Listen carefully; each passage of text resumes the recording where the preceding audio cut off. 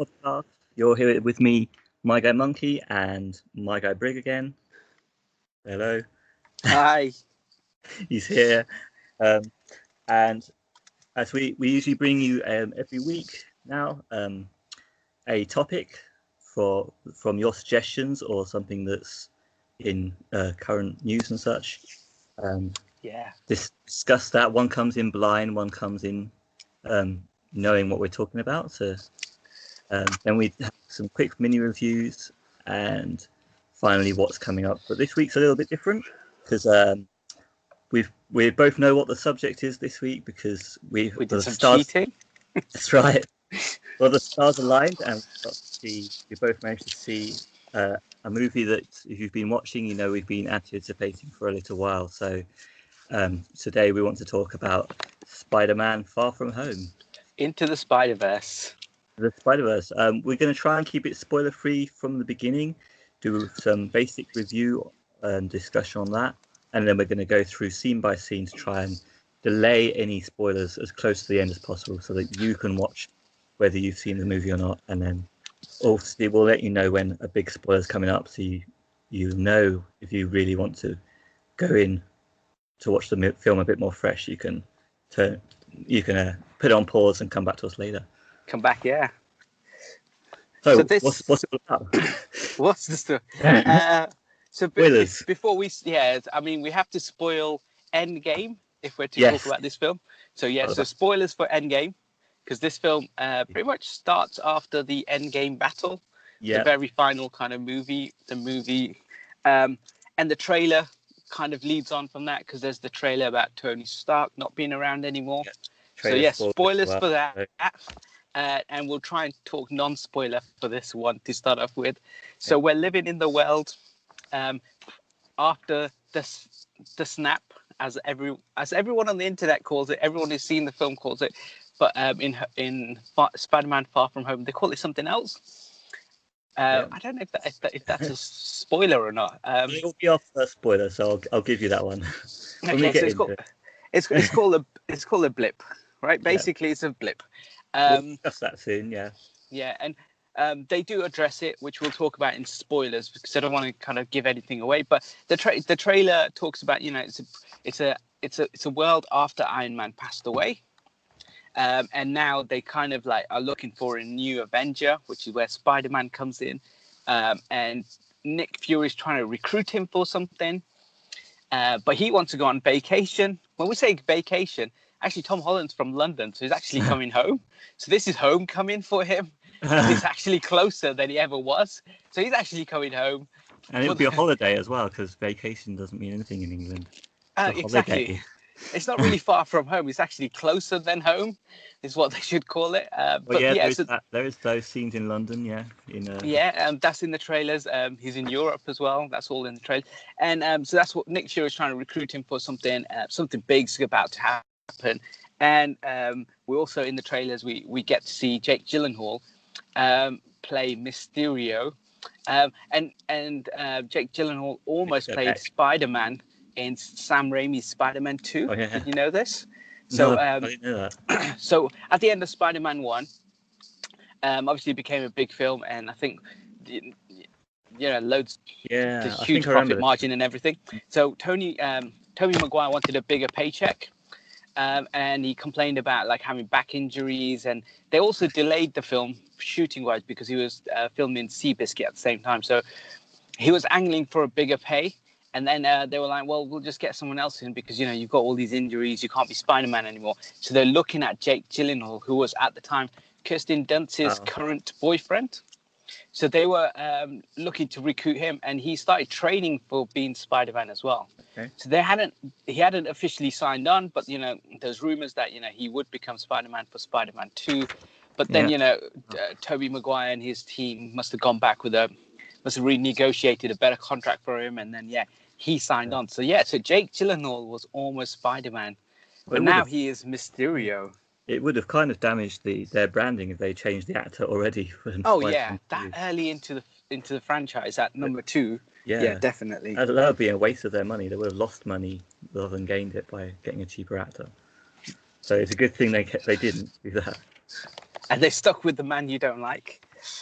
And this film, basically he just goes on holiday, and as he's on holiday, something happens. That's not what I saw in the Avengers style threat.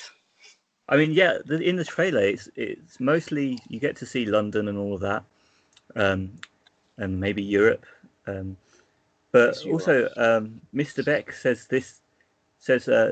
that they need someone like him on his world. So that Far From Home kind of has another connotation. Is he going to go to another world? And it's kind of, I think he says it's Earth, but not our Earth. So we're looking Nick Fury says that, multiverse. So then we're getting the anime Spider-Man coming over, maybe from Into the Spider-Verse. But so for me, I'm expecting to go far from home because of that on the trailer.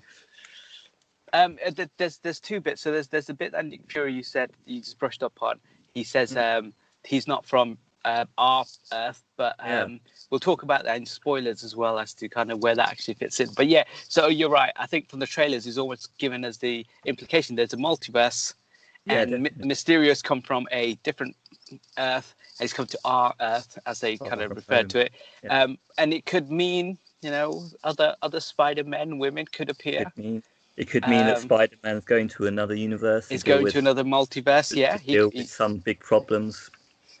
World-ending issues elsewhere. Exactly. Is this our London we're looking at, or is it his London? Oh, yeah. Now that you put it like that, the trailer was very ambiguous, Apart from the fact that the kids are still there, his friends are still there.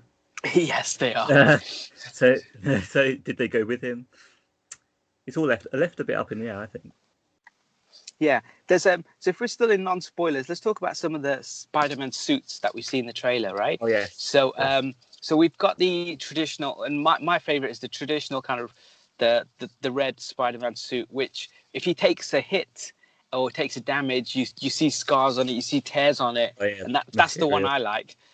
Which you see in the trailer and at the end of Avengers is he's got the Iron Spider-Man suit, and that almost makes him him invincible, or too OP, and I don't like that one because like if he falls, these two limbs just can't come out and can pick him up. If he's leaping around, he'll get shot. It'll just bounce off. There's so many kind of like things that just like an Iron Man suit with different skin. Yeah, or like playing God mode in a video game, right? So being God mode, and everyone just shoots at you, just bounces. Too difficult. Give me God mode. Yeah.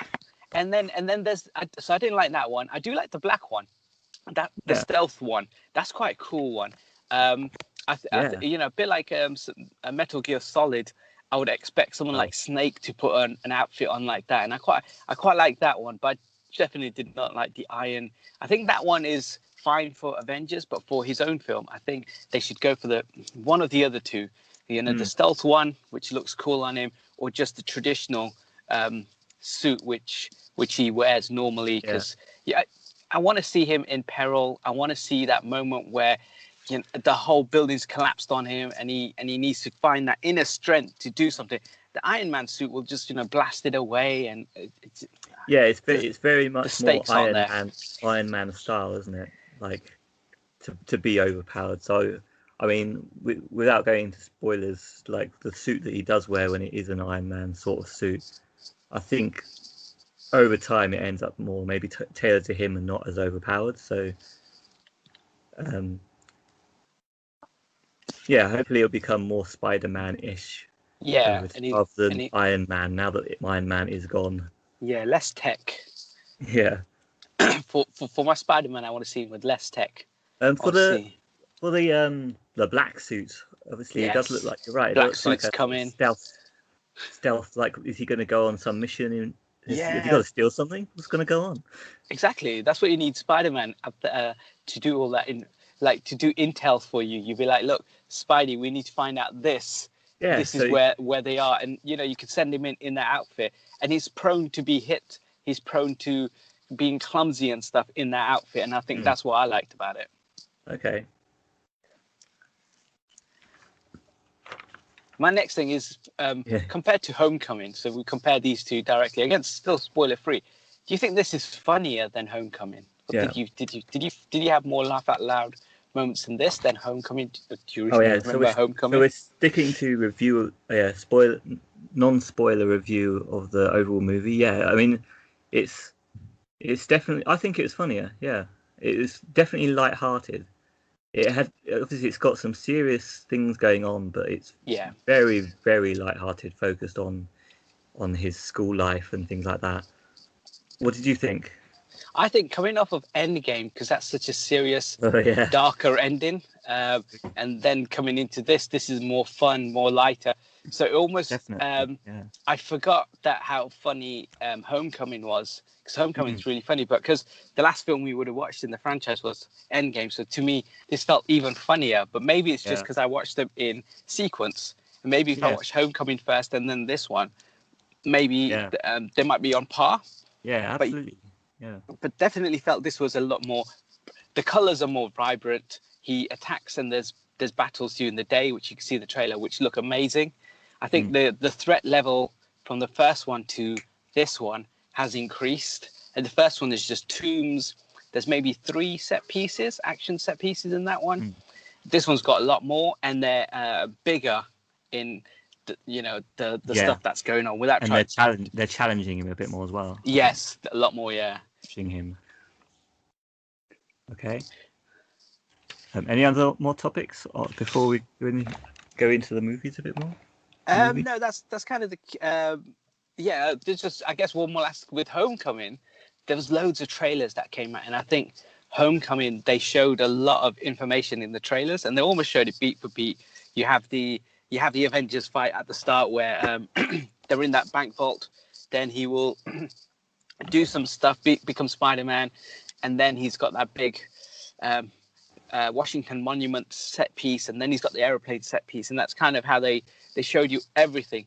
In this one, I think they held their cards to their chest a little bit more, and they gave us, look, here's the first trailer. It won't give you a lot of information on what the film's about.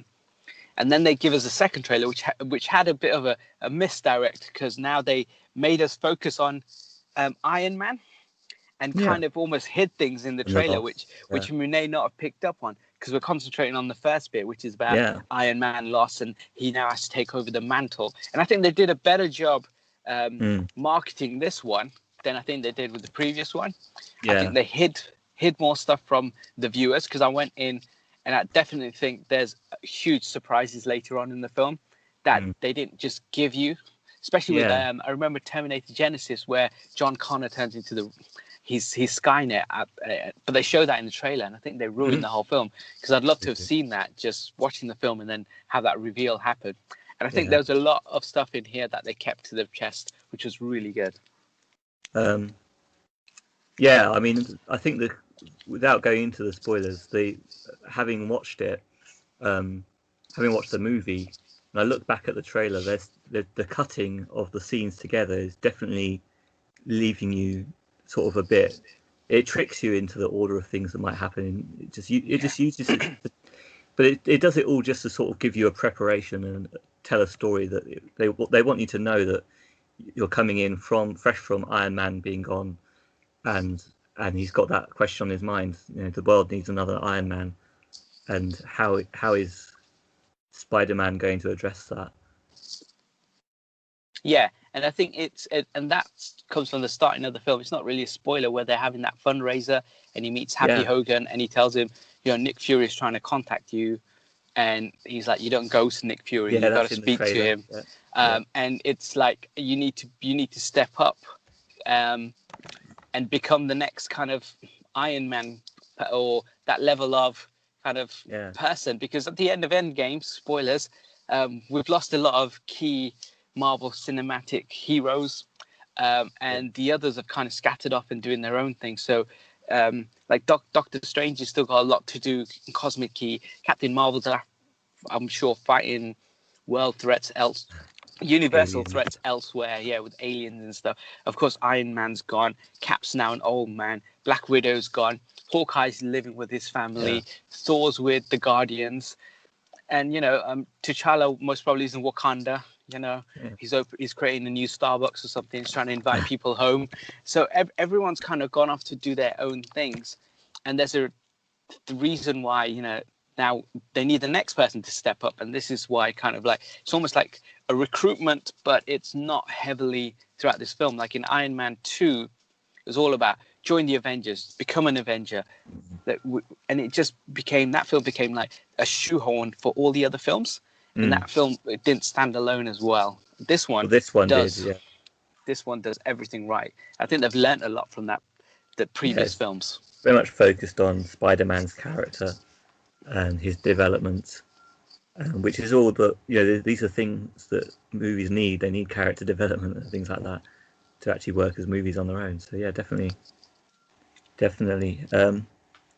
Yeah. So basically, we need to give a bit of a review before we go into by scene, hopefully. Would you recommend going to see this in the cinema? This is based on our patented review system. This is watch it in the cinema, buy a ticket. I would even say, go as far as like in the UK we have something called 4D cinemas. This is one that I would recommend for that, or even IMAX. Definitely, worth the experience. Yeah, I agree. The scale was big enough for the action to definitely be worth watching in the cinema. And if whether you're into the universe or not, I think you quite enjoy it. And in my version of things, I'd have to say I wasn't annoyed by the story at all. I thought the story was brilliant. All the Mary Jane sort of stuff going on and that sort of side of things was really done very well, I think. Good story. So yeah, I would recommend going to see this in the cinema. I think if we do scene by scene, won't we be spoiling things? Because I think there's little spoilers in almost every kind of nugget of the film. That's the thing. If you want to discuss this, it's going to start going scene by scene and spoiling more and more. So this will be the point when we want to get started with that. That'll be the warning. So I guess so far, spoiler free, highly recommended. Yes. In terms of story, it is literally like you said, Spider-Man being far away from home.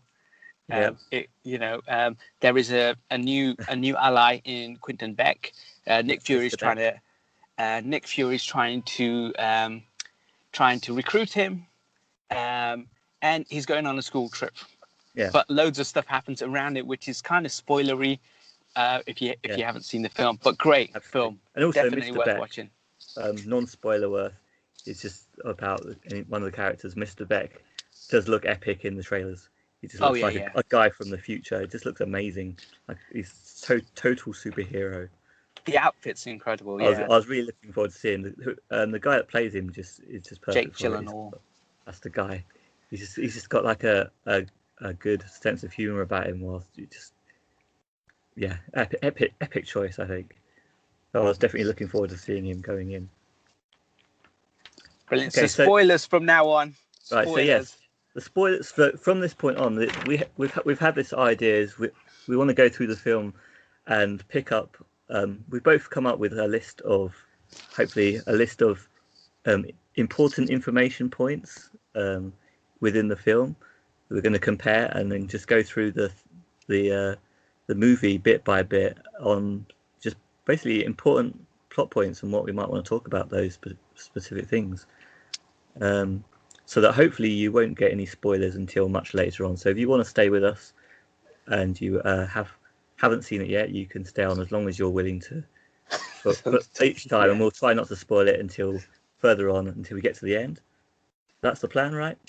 I think if we're going scene by scene, there might be spoilers in every scene. Yes, there will be spoilers every time, but we'll try not to spoil what comes up later on in the film. Oh yeah, it's just at that point. But we'll try our best to do that. So straight away, for my first point, I've got my first bit of information is the blip, which we've just come up with. Yes, and that's kind of the first. That's the first thing. Because you were talking about this before, you were saying how are they going to handle the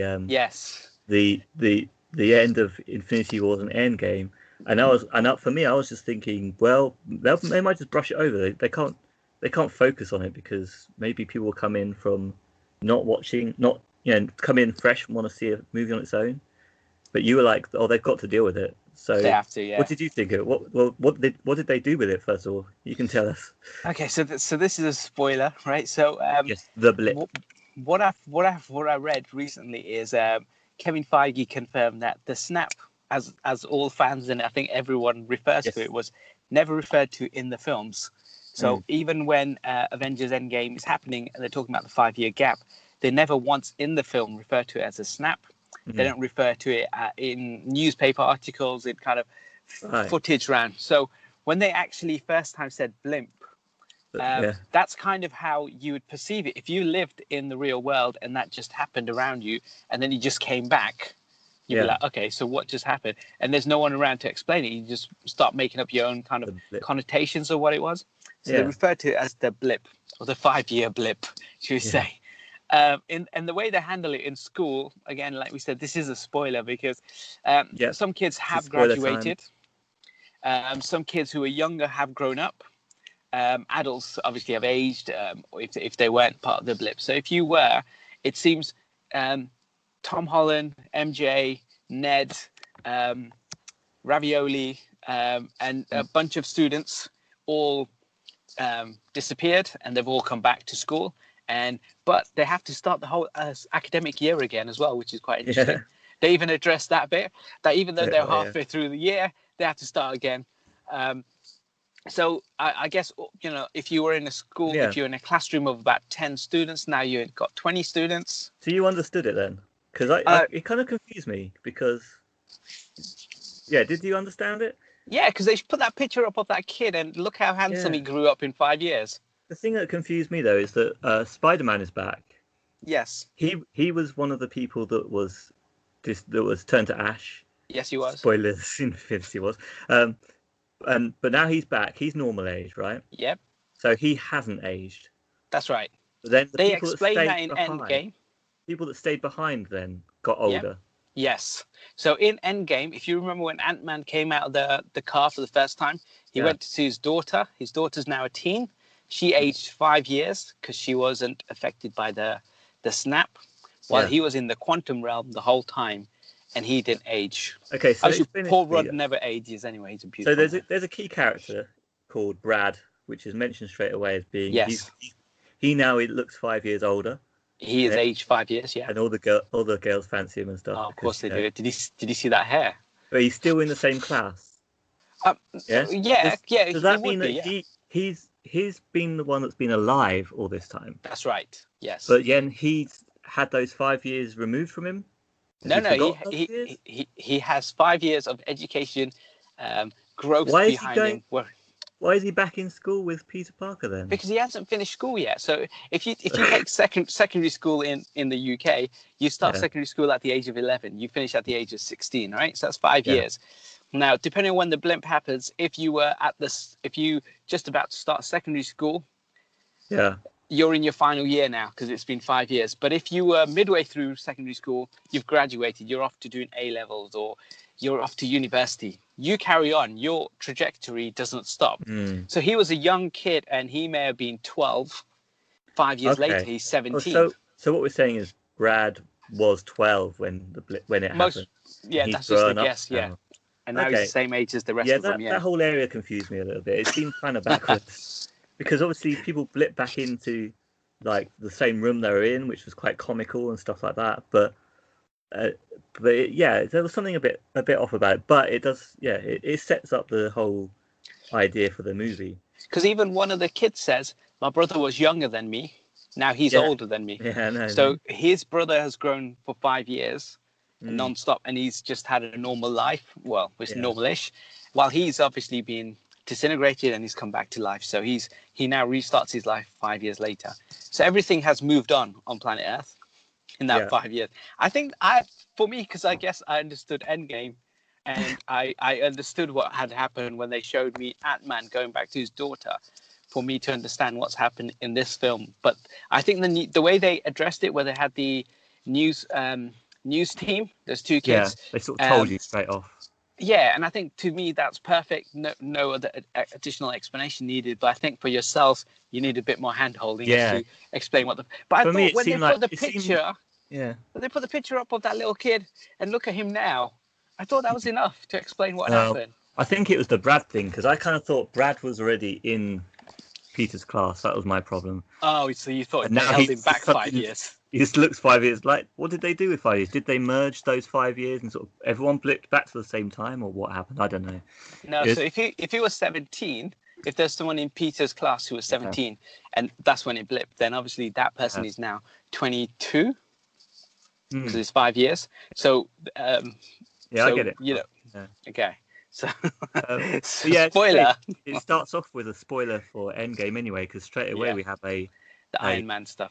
We have Iron Man and Captain America and sort of a goodbye montage.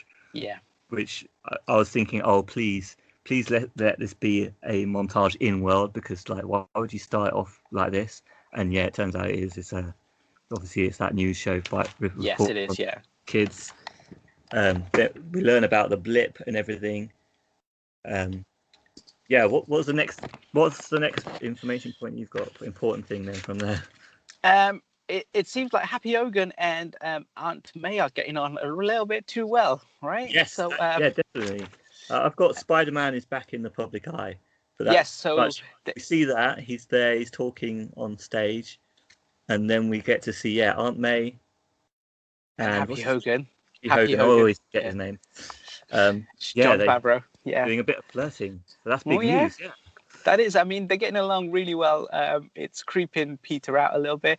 He brings in a check, which is quite interesting because Happy Hogan comes in with a check for the charity, and it's signed by Pepper Potts.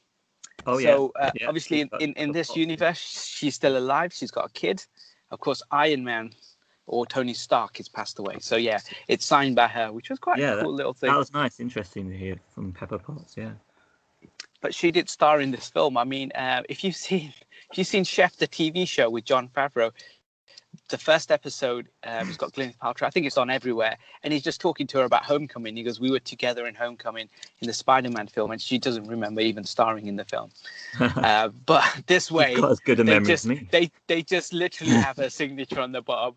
And then they can say, you were never in it. It's fine. No need to worry about it. She wouldn't know. She doesn't expect a paycheck. She forgot. Exactly. Yeah. Excellent. So the other thing, he's doing a fundraiser. He's the neighborhood Spider-Man still. Definitely neighborhood Spider-Man. Yeah. At this point, he still is, and then he's going on a class trip to Europe. Yeah. And he's packing his bag, and he decides that he doesn't want to pack any Spider-Man suits. Yeah. He said, "I'm going on holiday. I don't want to be Spider-Man. I just want to perv on MJ the whole time. That's all I want to do." Yeah, exactly. Yeah, he doesn't want to be Spider-Man. He just wants to be a normal kid at this point. And and his Aunt May throws a banana at him, which was an important piece of it. Oh yes, that was a good bit. Yeah, it hits him in the head.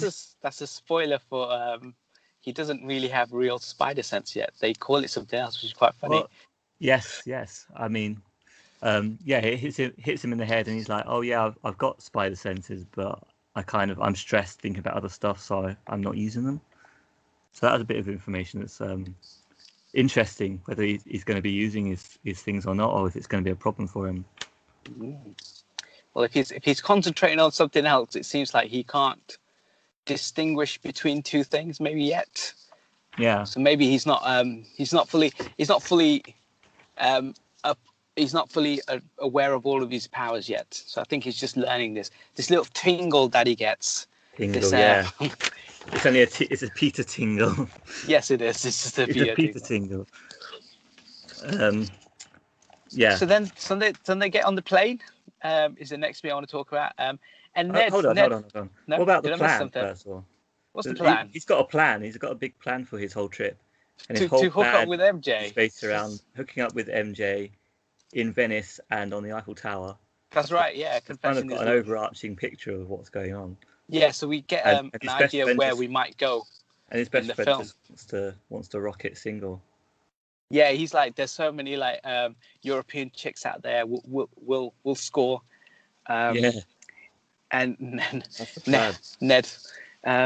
And also he's ghosting Nick Fury at this point already. Yes, he is. In the non-spoiler bit, but yeah, he's getting phone calls from Nick Fury. Yeah, okay. Yes, he is, and he's trying his best to try and get onto a seat next to MJ, and he comes up with an excuse to be able to do that, but ends up sitting next to the guy from Silicon Valley instead, and Ned sits next to the girl who does the news thing. Oh yeah, yeah. And then they just start chatting away about stuff, and then they hold hands. Yeah, and they walk Spoiler. off. They walk off the plane as boyfriend and girlfriend. They do, don't they? How quick was that? I know, that was great. It's great to see a couple just like Ned's that. got game though. Ned's got loads of game. Don't hate the player, man. Hate the game. Oh, he did good. He did good. Meanwhile, Mary Jane ends up sitting next to Brad. Yes. The guy that all the girls fancy at the moment, and he's a big prick. So he seems all right. I don't know what the big deal was. I don't know. Peter's pretty pissed off at him. Yeah, for, sitting there and fancying MJ. Maybe he doesn't know. I think like he doesn't do anything in the film that makes him seem like he's a terrible person. Or did I miss something? He just seems like a guy who likes her. Yeah. And he, as in Peter, just doesn't like him to start off with. Off the bat, we're like, I don't like Brad. MJ. It's like a typical sort of rivalry that's not really there because we don't even know if they like each other at the moment. Yeah. But so really he is innocent at the moment. So far, so good, Brad. We're Team Brad. There was one point later on, where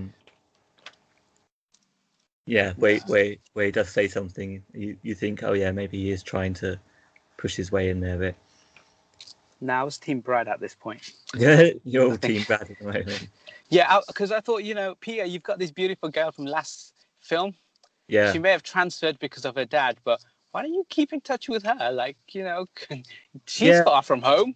I mean, that is the problem with it's like a typical sort of. He just moved on so quickly to teenage MJ. romance where they're just like I like this person, but I don't even talk to them. I'm just working my way up just to ask them out. It's like in the first film, it's implied that he is just obsessed with her. Like they just sat there staring at her. He couldn't communicate, and MJ's like, "What are you doing? Why don't you just talk to her? Whatever. It's looking creepy, stuff like that." And then he does go on he goes prom with her. Found that her dad's not a nice person, but hey, how many times have we gone out with someone and their dad's not nice? But it doesn't matter. You're with the person you want to be with. Yeah. Then she transfers. Nice. If she transfers from school, all you got to do is keep in touch, man. I know she's far away from your house, but just keep. Yeah, I think this film just goes to show long distance does not work. Yeah. The moral of the story. Things up. I don't know. Yeah, and then just somehow, he's now completely the opposite to what he was, but he's now totally obsessed with MJ.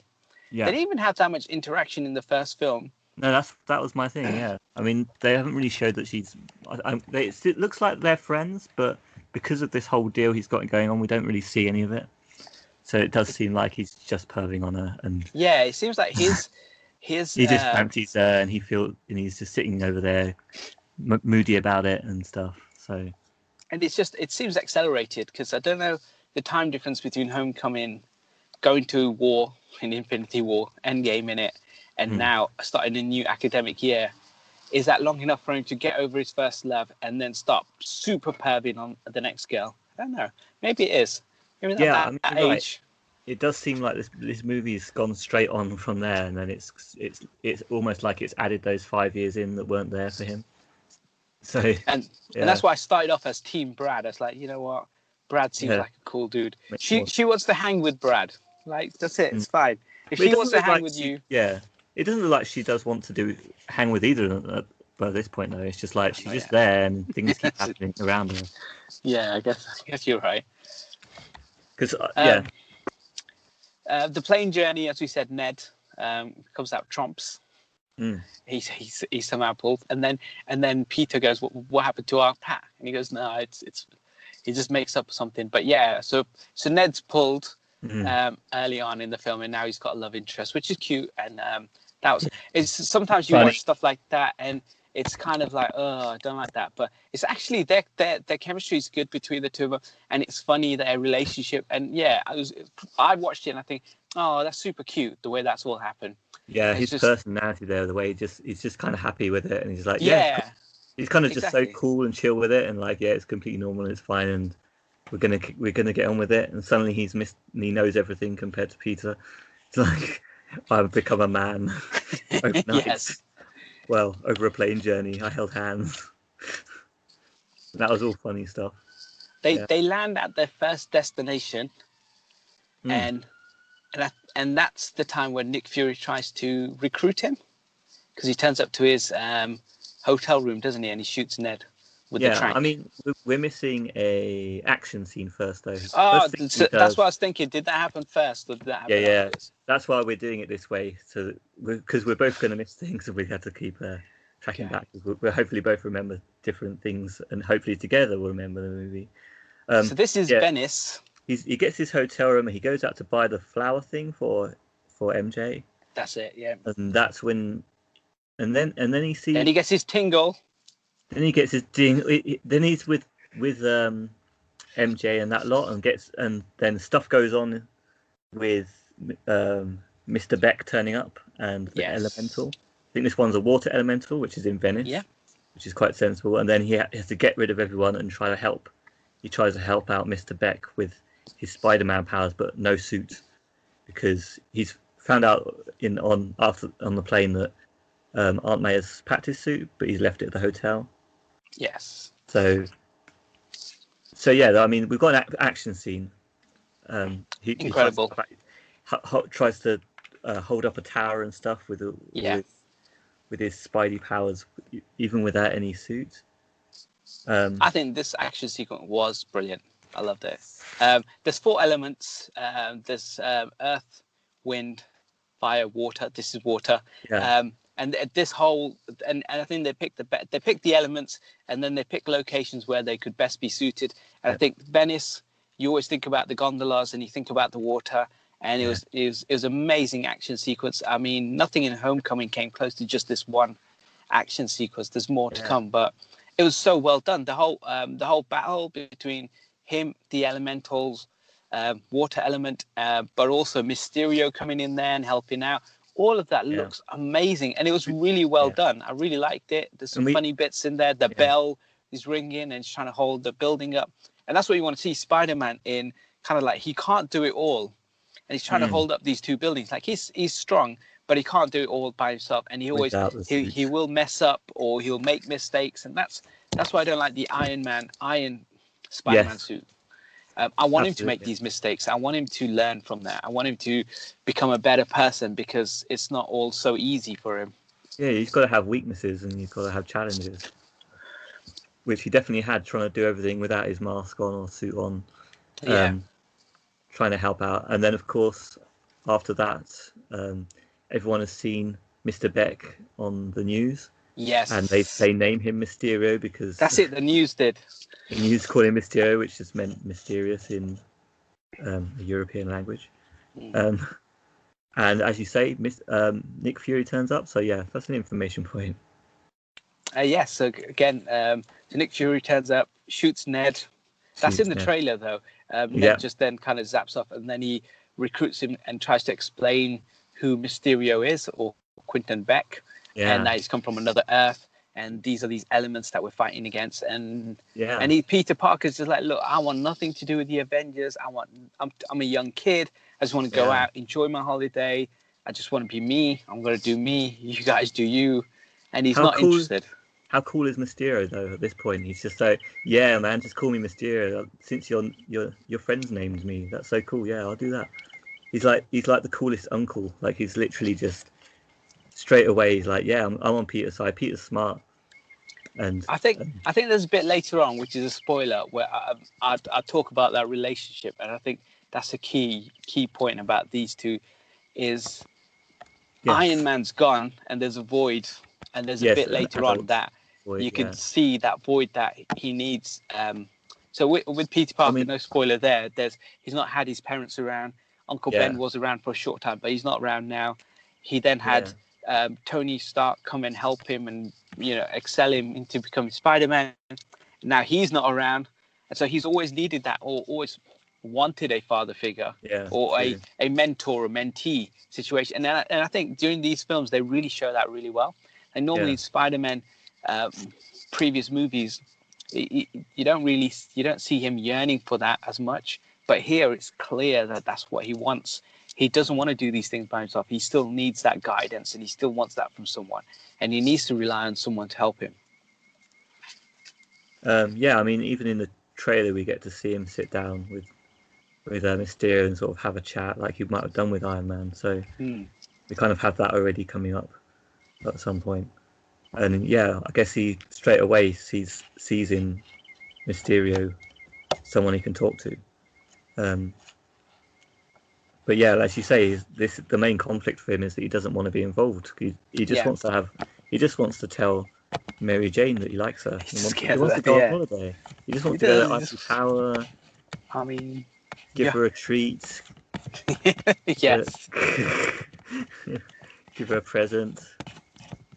And so he turns it all down, doesn't he? Just be like, no, this isn't me. Yeah. Anyway, we're not even going in that direction. Yeah, we're actually going here.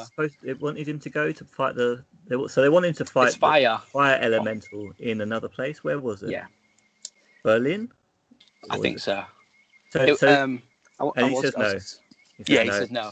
We're not going that way. When Nick Fury then says, okay, yeah, go home then. Go back to the hotel. And he's just like... Did he though? I think that's a Nick Fury move. I think he's always a couple of steps ahead of you. He's always thinking about the next move. So even if he gives you these two choices, he's already worked out what to do next. If you said yes, if you said no, I'm gonna do these things. I'm gonna put these things into place. You know, the fact that I'm asking you is just courtesy. Yeah. There's something's gonna happen regardless. That's what I get from that conversation, and the manner in which he delivers that. Okay, sure. Yeah. See what happens.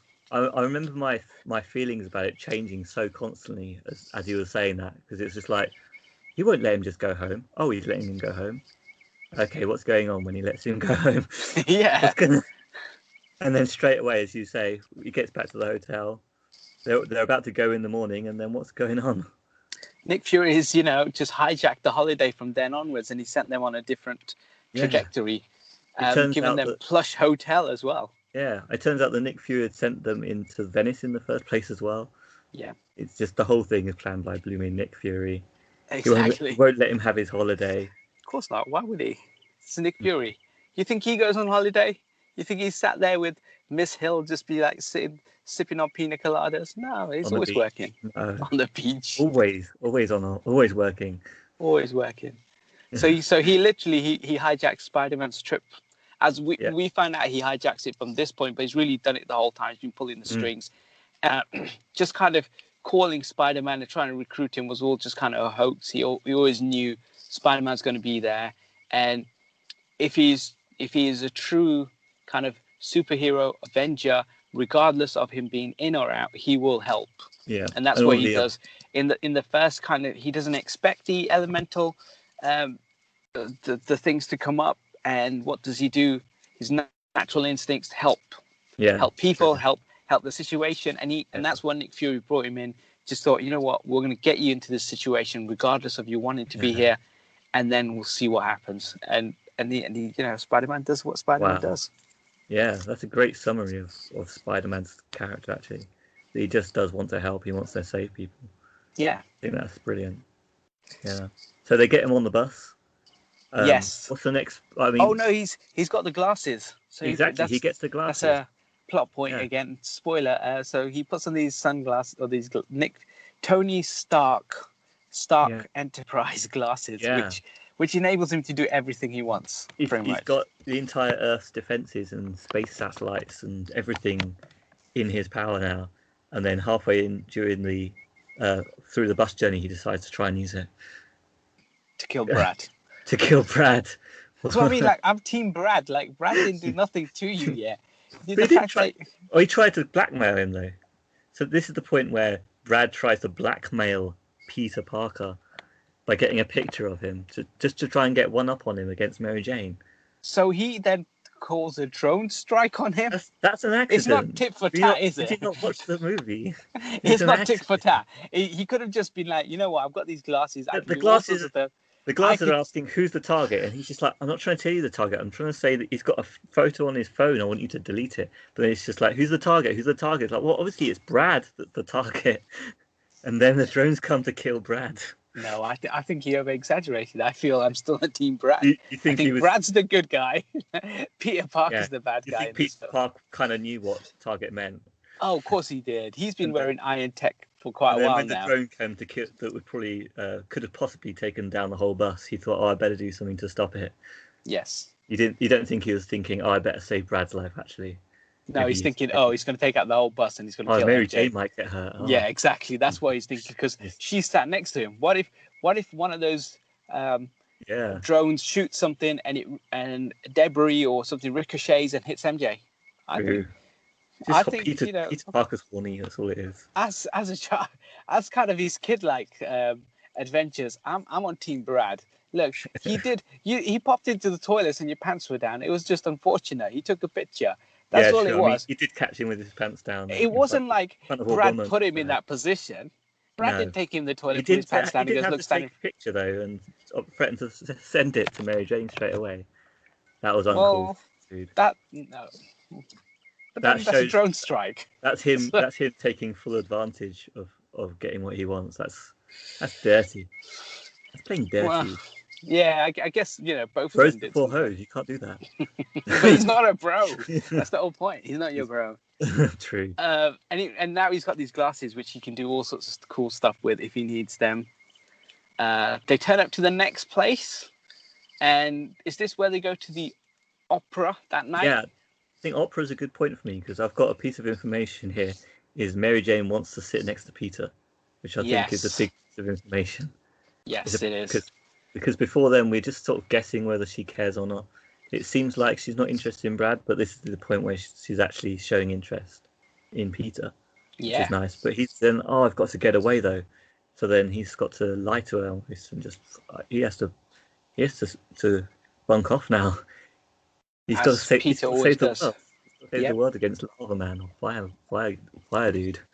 But it just so happens that that evening they needed to be indoors, so his the little glasses book tickets for this opera.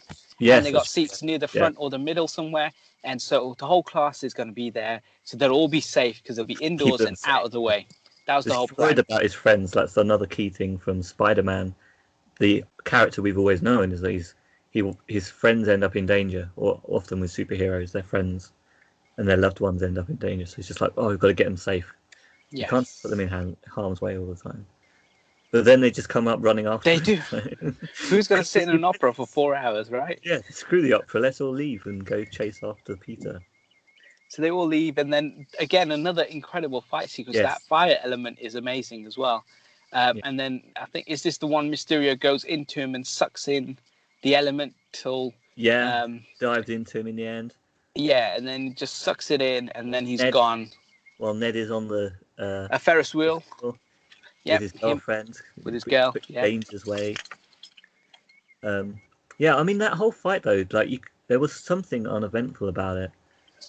Like he was trying to stop the fire guy from going towards the Ferris wheel. He managed to do that because if he goes near metal, then he'll absorb it, get bigger, and then he'll go into the Earth's core and destroy the entire world. So it's kind of a big deal, this little battle, which is, I think, it's supposed to be the final of the 4 elements. No, there's one more to come. It's supposed to be though, because I think the first one where the very start of the film, that's just that's Earth, because they find him in New Mexico or somewhere. Remember, the second one was water. Third one is fire. That leaves and then wind. That leaves the wind one. Yeah. This one's kind of the big deal that would just destroy the Earth though, by going through to the Earth's core. So yeah, it was a very small scale battle for such a big stake. Yeah. I think it's still a good action sequence. Like everything happening, things melting, the whole all of it looks great. And then Mysterio comes along again, and he looks amazing. Yeah. The helmet, the foggy. Yeah, at this point he's in the black suit. The foggy mask, the foggy thing. It looks really cool. Helmet, like spaceman helmet from his. That's it. Yeah, it looks great. And then they do the fight. They obviously win. And then I'm trying to think the order. Do they then have the conversation, him and Peter, or? Yeah, I think that's when they sort of he comes up with he goes to Mysterio about his problems a little bit. Yeah. He's like, so this is what we're saying about. this is what we're saying about before, where he needs that kind of mentor, and he sees Beck as right now his kind of person he can kind of talk to, relate to, and kind of off-burden some of his issues that he's having. But what was quite amazing is obviously Mysterio, and this is now all spoilers pretty much, and him are having a chat, but they're in costume, but they're not covered up. Yeah. See, Peter was out of he was in costume, but you know his face was there to be seen, and so was Mysterio. And they went to like what looked like a bar. Yeah. And it's really bizarre how Peter would have a conversation in Spider-Man clothes. That's true. I mean, I didn't really think of that, but yeah. Obviously, the discussion is over his responsibility as usual, and I think Peter does the typical thing you would expect him to do, and say, "I don't want any part of it. I don't want the responsibility at the moment." And then Beck tells him about these elements that killed his family and his world, and they'll destroy other worlds. And true, yeah. And all of that makes Peter think he's worthy of Stark technology, and I will hand over these glasses to him and let him be the sole, because Stark gave them to me by accident because I'm not really worthy, and I think you are. And he starts that conversation between the two of them. That's there. That came with the glasses, so maybe he should be giving it to the right person, which I think was a mistake. I think Spider-Man, if you're thinking like that, then it means you're the sort of person that is making the right choices. But yeah, I mean, Mysterio, Mr. Nice Guy, he hands the glasses over to Mysterio. Yep. He turns them down. But he said, but Peter's like, no, you have to. You're a good guy. You can do this. Because Mysterio's just been laying it on thick, really, how good how nice he is to Peter. He's like being the perfect guy. And you, whenever you put an offer in, you always offer once, knowing to turn down once. Then if they offer a second or third time, that's when you take it up, because then it makes you look like you're not eager for those glasses. I don't want that technology. Yeah, it's very socially intelligent. Yeah, because if you take it straight away, instantly you think, wow, he wanted that quickly, didn't he? If you reject it at least once, maybe twice, people think, oh, no, I forced it on him. And he's using that psychology against Peter, making Peter think he's handing them over to him.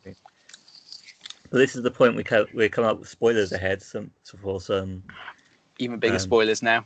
Yeah, there's some spoilers ahead, right, coming up very soon. So if you haven't seen the movie, you don't want any big changes of the story to be spoiled, then you probably want to pause it now. Go watch the movie. Keep it on pause. Don't close the browser. Just keep it there forever. Come back in 4 hours, whatever it is, after you've been there, seen the movie. Come back. Press play again. So this is our final warning for that. Spoiler warning. Everything after this, then you may as well just watch the film with full spoilers, or just don't watch it at all. I don't know whatever you want to do, but we are spoiling it fully now. So yeah. Peter leaves the room, and Mysterio just undoes everything, and it looks amazing. Like that whole bar just disappears. The room starts to disintegrate. Yes, and I love it. There's a few people there. There's just people there that a lot of the people that were just hanging around disappear, and the walls, and it was all a big illusion. Yes. And Mysterio is happy, and maniacally happy, because he's tricked Peter. So now we can talk about the actual character. Oh yes. What I like about this villain, compared to like a lot of like the old Bond films and villains of old, where they would just tell the hero, by the way, this is our plan, and then the hero would kill them, or it would just be a lot of exposition, and the hero would get away anyway. So, but the good thing about this one was they have this element, and they have the reveal, and then he tells the plan to just his fellow friends, the people who helped get him there. So it wasn't really, let's tell the hero. So the hero's left the room, he's gone. But actually, he just tells the people who helped him, and he congratulated them all. They were high-fiving, and they were just like, yeah, we did it. Look at us. Yeah. Because the motivations is the same as Michael Keaton's in the previous film. Tony Stark did them over, and now they've banded together, and they've created this team. And with the whole team, he's able to trick Peter Parker and Nick Fury to this point with regards to who he is and these threats that have been manifesting all across the globe. So the story is these are all scientists or previous scientists for the Iron Man team. Yes. So all of his tech, they were working on it, and for one reason or another, Tony Stark was a dick. Because I guess that's because he is. I've never liked Tony Stark, so there you go. I'm Team Mysterio, I guess. But they decide the name Mysterio though. As soon as I heard it, I'm thinking earlier on in the film, I'm thinking, is this a good guy? Because I've got something in the back of my mind that says I think he may be a villain from the Spider-Man universe in comics and stuff.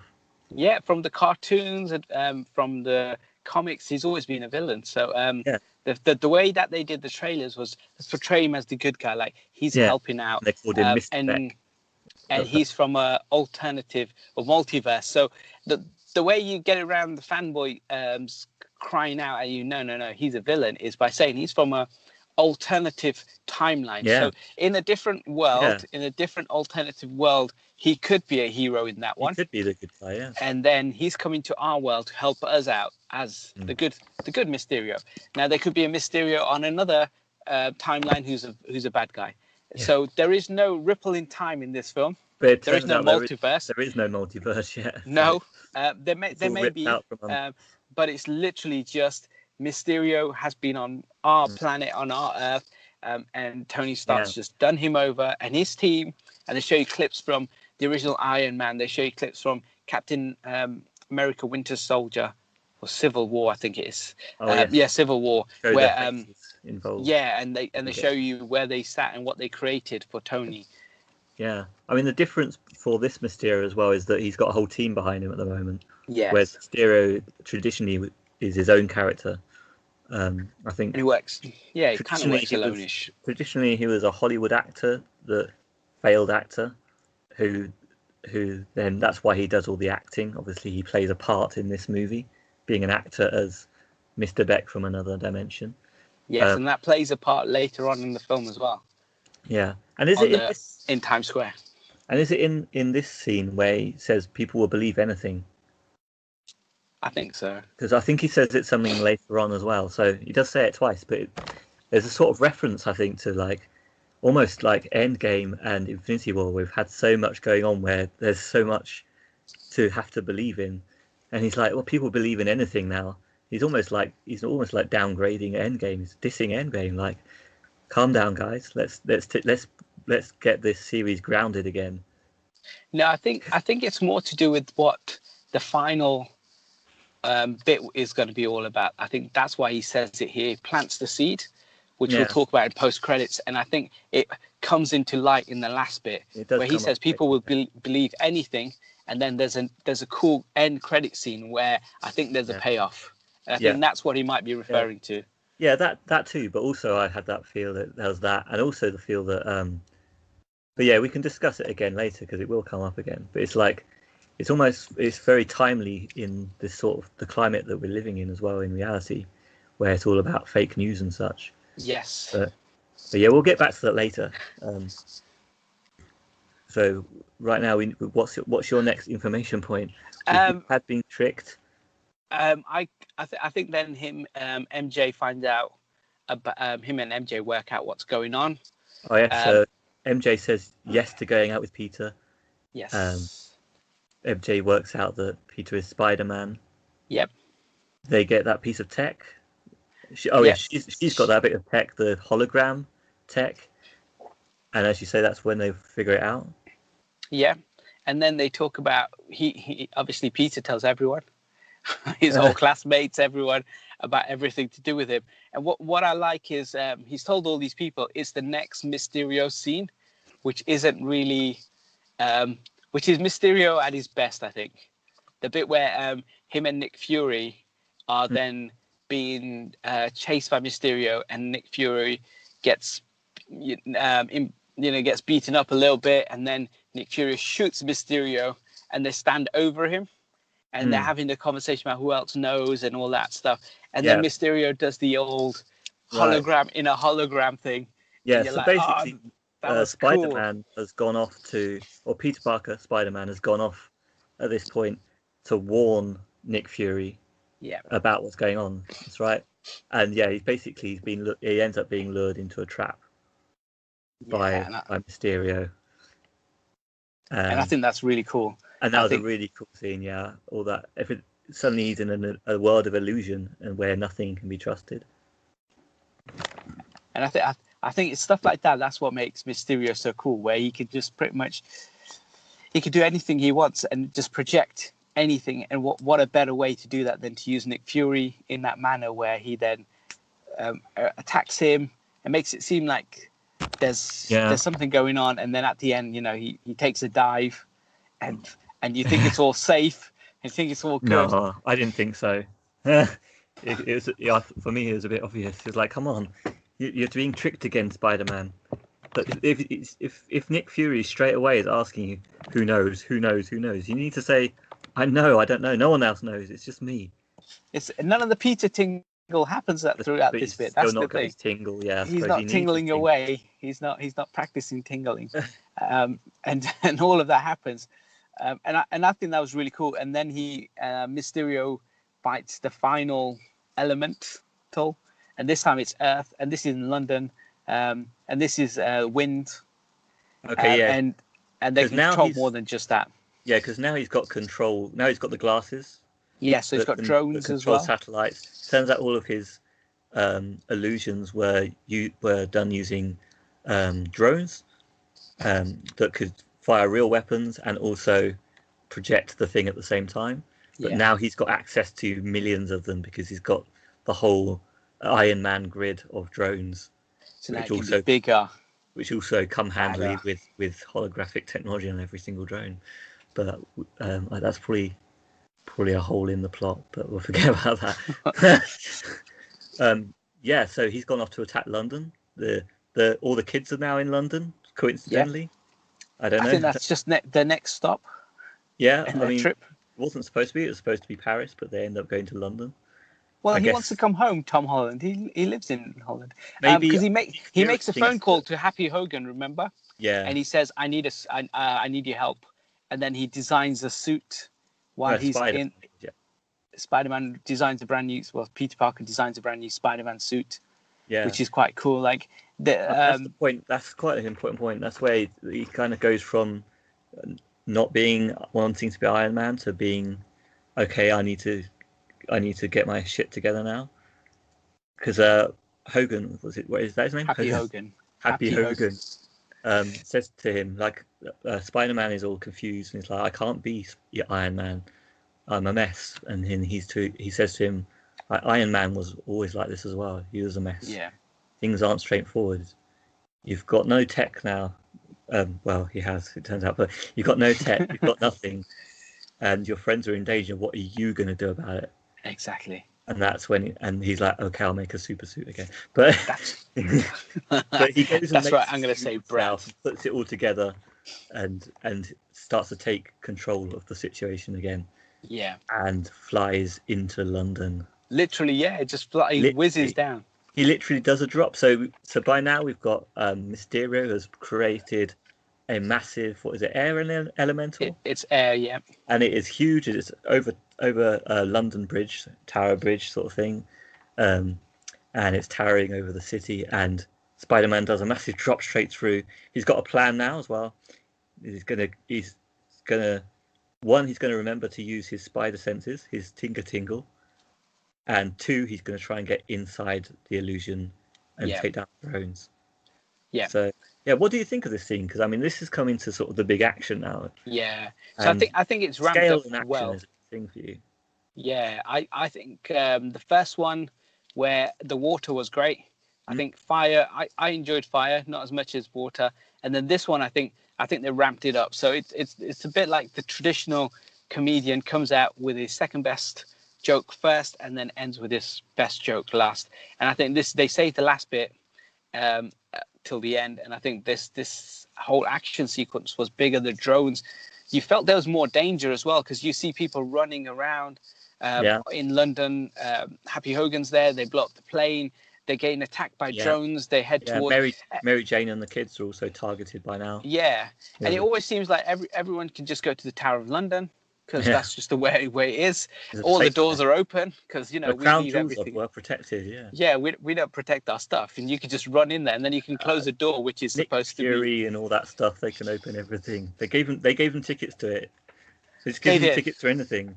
They can give them tickets to sit with the Queen if they want.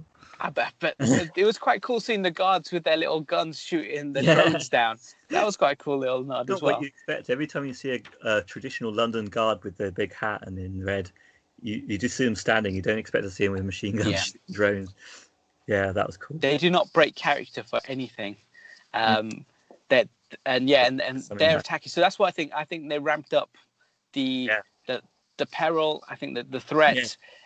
And the whole thing was really good. Peter is fully under threat as well because all the drones are now set on him. So when he's swinging around or he's flying, there's the bit where he goes through the bridge and things are shooting at him. All of that's really cool. It's just manic to escape all those. So much is going on. Yeah, he could easily die at any moment. It's not for his agility and just his actual ability just to swing around on his ropes and his webs and all that stuff. And all the while, he's trying to find the real Mysterio because he knows the big Mysterio in the sky is just fake. Yes. So he needs to right now. He needs to find the real Mysterio, take him out, turn off the drones. The whole thing is great.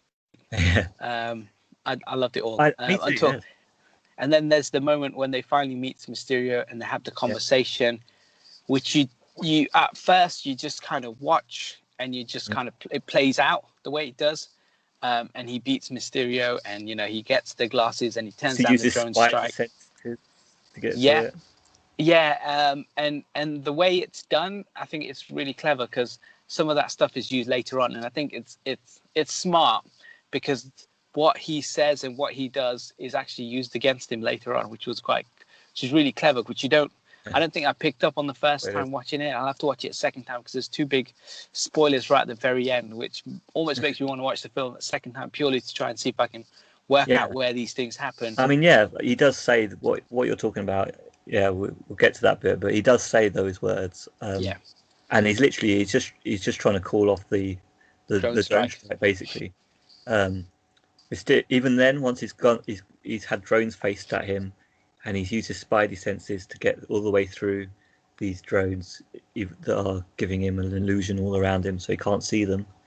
Like even then, he's talking to Mysterio, but it's not the real Mysterio. And even then, he uses his spider tingle, his Peter tingle, to recognize that he's not the real one, and the real one's beside him, which is cool to see that he's got his powers there. But one thing that I thought was weird there was that he picks up the glasses, puts them on, and it just says, "Welcome back, Peter. You're in charge now." I thought that would be more of a problem since he's given all of the world's defenses to a guy called Mysterio. He didn't need any permission to take it back.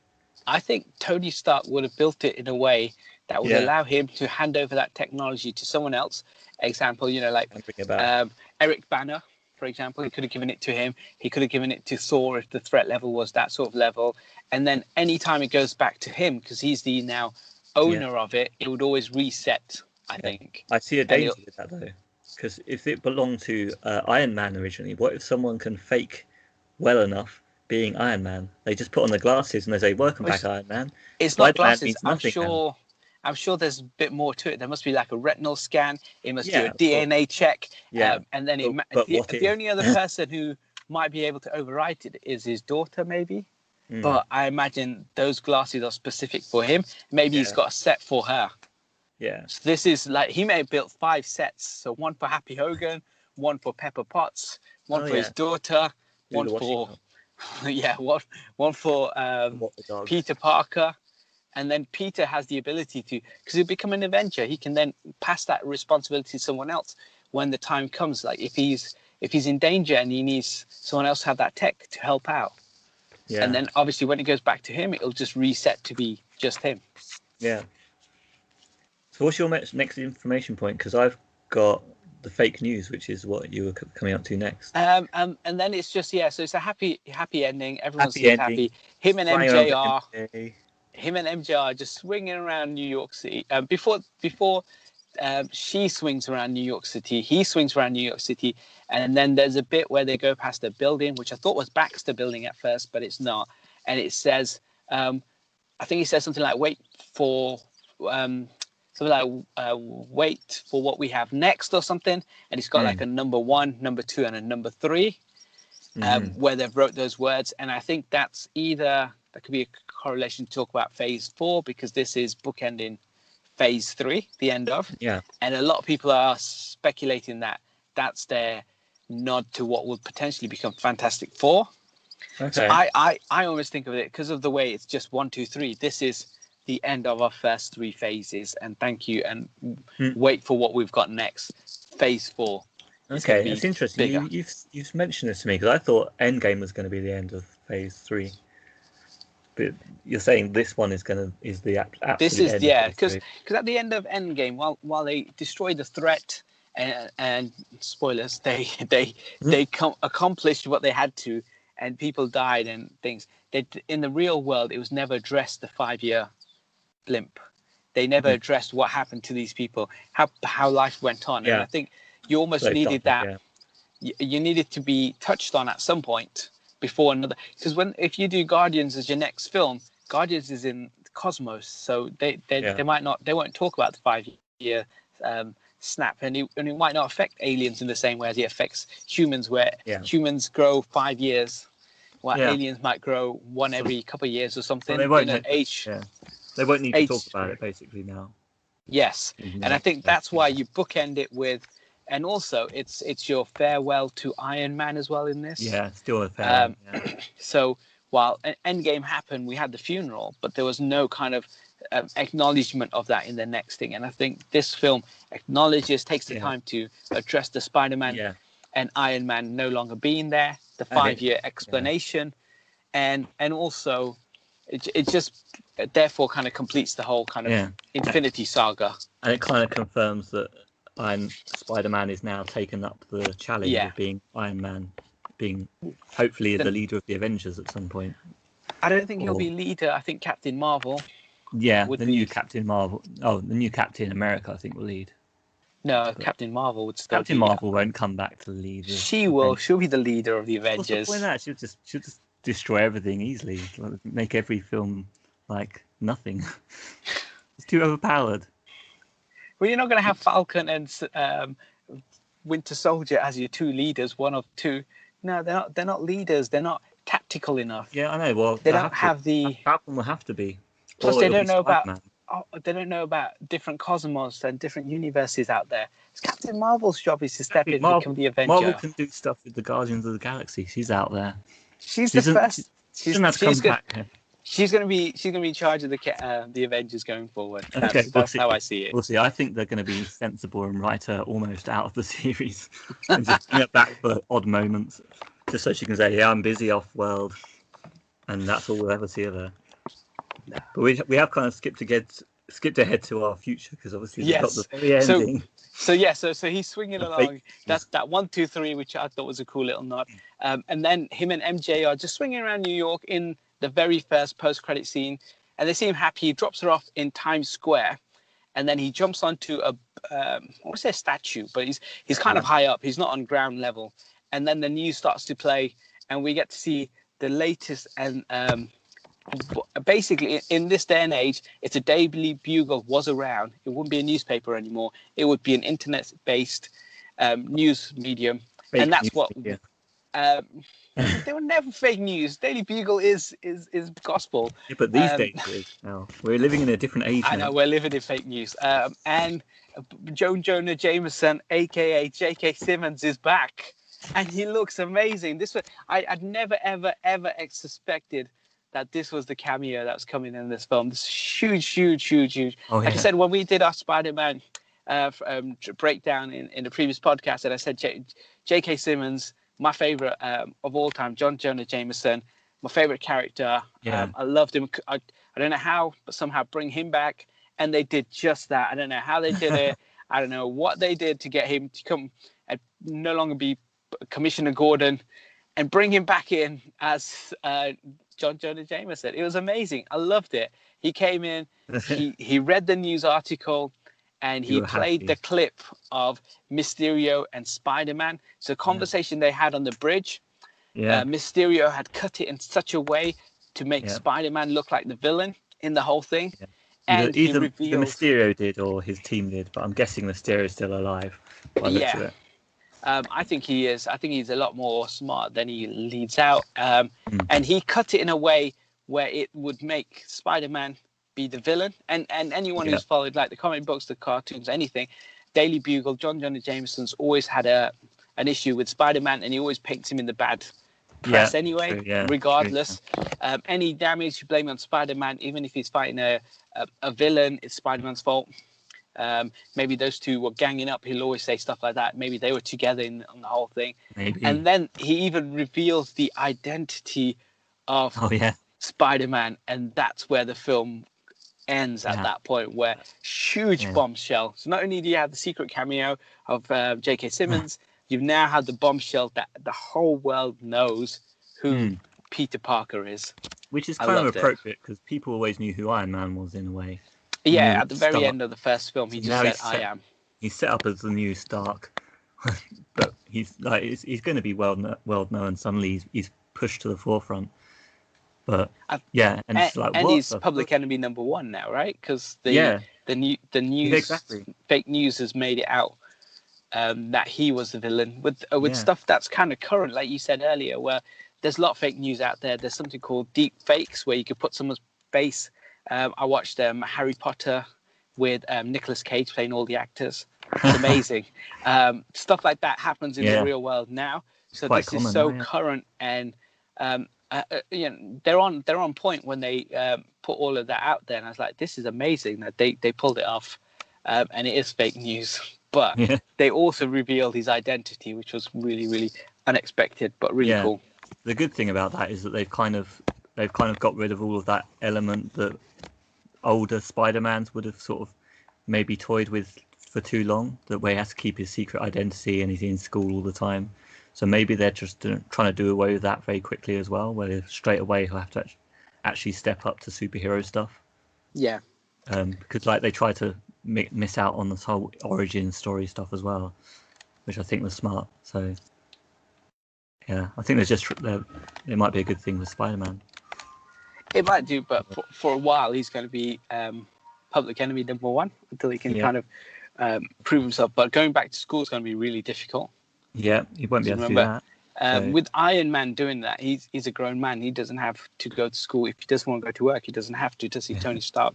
So, but for the repercussions on Peter Parker are huge in comparison. Yeah, so, it's a big life change, So especially after he just wanted to go on vacation this time. Yes. That's all he wanted to do was be normal through this entire film, and now he's lost his whole life. And I think that whole twist, the cameo, everything was incredible. I don't know how this wasn't spoiled earlier, because every time you hear and a film comes out that people will spoil it in headlines, they'll be saying, "Oh yeah, that's that cameo. Did you see Daily Bugle? Did you see this?" And it'll be the headline to say, that twist at the end, or they'll say that the Daily Bugle at the end, or how they changed Daily Bugle for the current times. All those titles would have been a spoiler. So I'm glad they did it this way and kept it hush hush, and I loved it. Absolutely came from nowhere. I didn't expect it, and I absolutely loved it. And I can't wait for number 3. Yeah, definitely. Looking forward to seeing what Mysterio can do next. Or J.K. Simmons. What might he report next? He could say anything.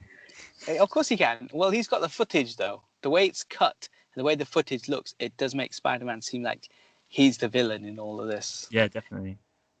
And then right at the very end is another post-credit scene, and this ties into something earlier. So in the trailers, Nick Fury says, Mysterio is from another Earth, not ours.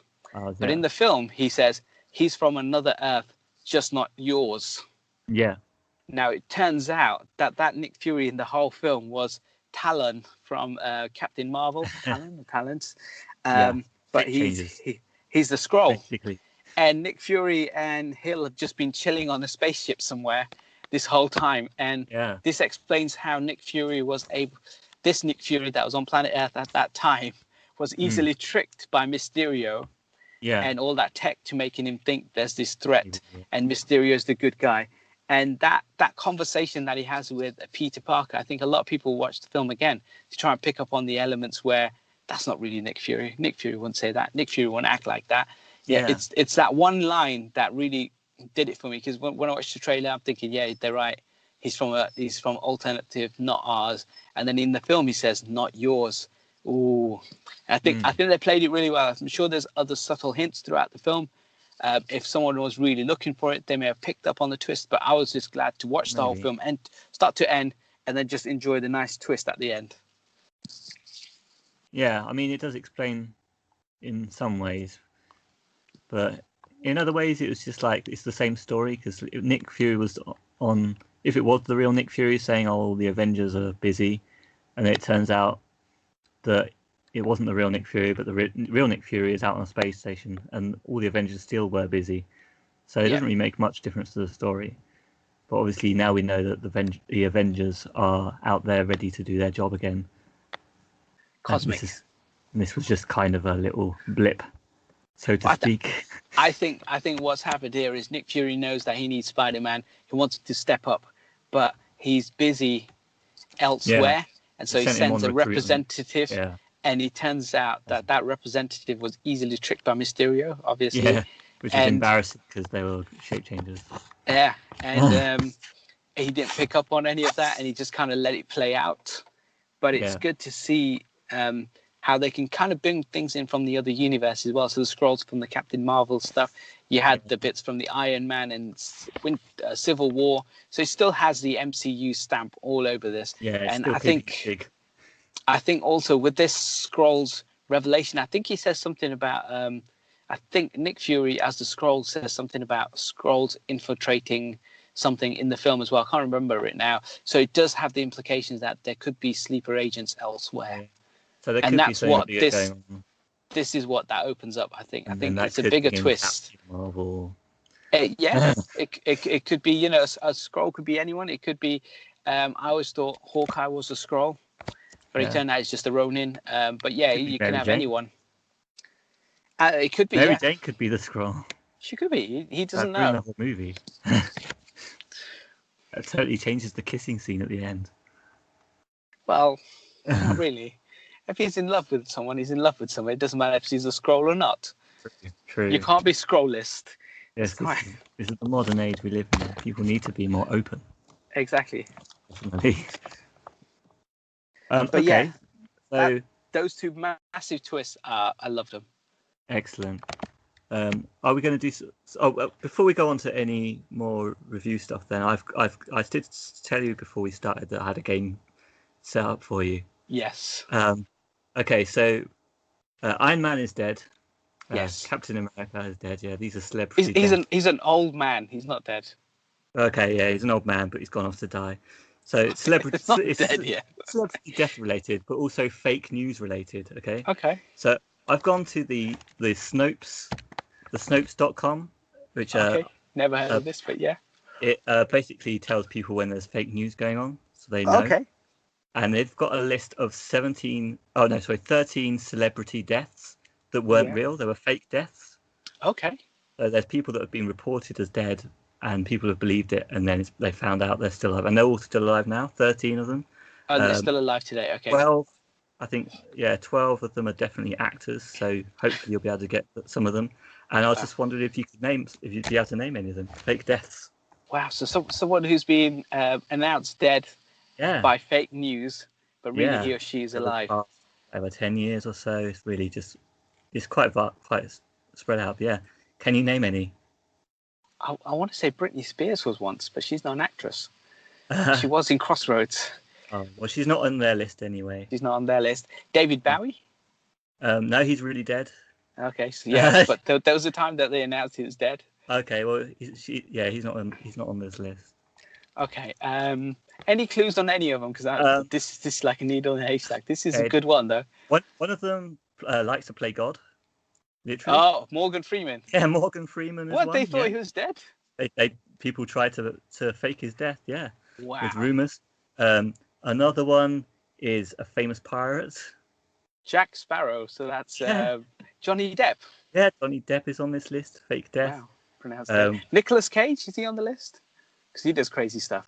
No, he's not on this list. No. Wow. But there is another. There's a scientist on here, a rapper, a white rapper. Vanilla Ice. No, you were right the first time. Eminem. Yeah. When was Eminem just said to be dead? Okay. Yeah, it's just fake news everywhere. So there's quite a few people. This is a bit of a hard one. So yeah, we've had I'll go through the rest of them. There's been Sylvester Stallone on this list. Jackie Chan. Well, Jackie was. Wow. Chan was faked for death. Yeah. John Cena, wrestler. John Cena, yeah, the wrestler. Yeah, he's an actor as well. Yeah. Tony Danza, who's an American TV actor. I don't know him so well. Yes, Adam Sandler. Who's the boss? Adam Sandler. Wow. Adam Sandler was faked to be dead for a while, with rumors. Tom Kenny, who's the voice of SpongeBob. Okay. Strange one. That's a bit of a strange one. Is Avril Lavigne on that list? No, she's not on this list, unfortunately. See, I've heard about her. They talked about her being replaced by someone who looks just like her. Okay. There's a lot of Reddit articles and stuff about that. Yeah. Eddie Murphy's on here as well. Wow. Well, he's pretty much dead to the world. Like, he doesn't do anything. Yeah, true. Doesn't do anything these days. Bill Cosby, he doesn't do much these days. He should be dead anyway. Bill Nye and Alfonso Ribeiro. Wow. Yeah. Bill Nye as well. Wow. That's a hell of a list. Alton from Fresh Prince. Yeah. Incredible. Yeah, so there's quite a few people. Yeah, that's all there is for that question. So I'd say you got about 3. I got 3 with a lot of help. 3 out of 13. That's pretty good. That's pretty good, considering none of them are dead. So yes. Yeah, I mean, I'm trying to think about tough. People. I did want to get something together where I would maybe look at some people that were dead and do which one's dead and which one's alive. Oh, that would have been quite good. Yeah. Yeah. Maybe next time. Maybe next time. When there's another film about death. Yes. Or a series or something. So we'll just talk about Phase 4.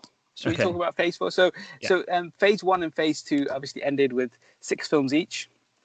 Phase 3 is the largest Phase 3. So there was Cap 3, Doctor Strange, Guardians of the Galaxy Volume 2, Homecoming, Thor Ragnarok, Black Panther, Infinity War, Ant-Man and Wasp, Captain Marvel, Endgame, and then Far From Home. So this is kind of like their biggest Phase 3.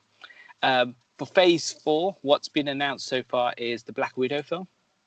Right. As we all know, spoiler alert, she died in Endgame. So I'm guessing it's some sort of prequel. Maybe she goes off on an adventure of some sort. Maybe she does an assassination. Maybe there's a new character taking on her name. I don't know. No, I don't think you can, because Scarlett Johansson became such a big kind of breakout star in the franchise. I think people would rather see her, even if it is a prequel. Yeah. That'd be interesting to see. Yeah. There's talk about Guardians of the Galaxy Volume 3. We see that at the end of Endgame as well, where Thor joins the Guardians. So, I mean, wherever they end up going, what kind of adventures they get up to, that would be pretty cool. There'll be talks about Black Panther 2, because that film did so well.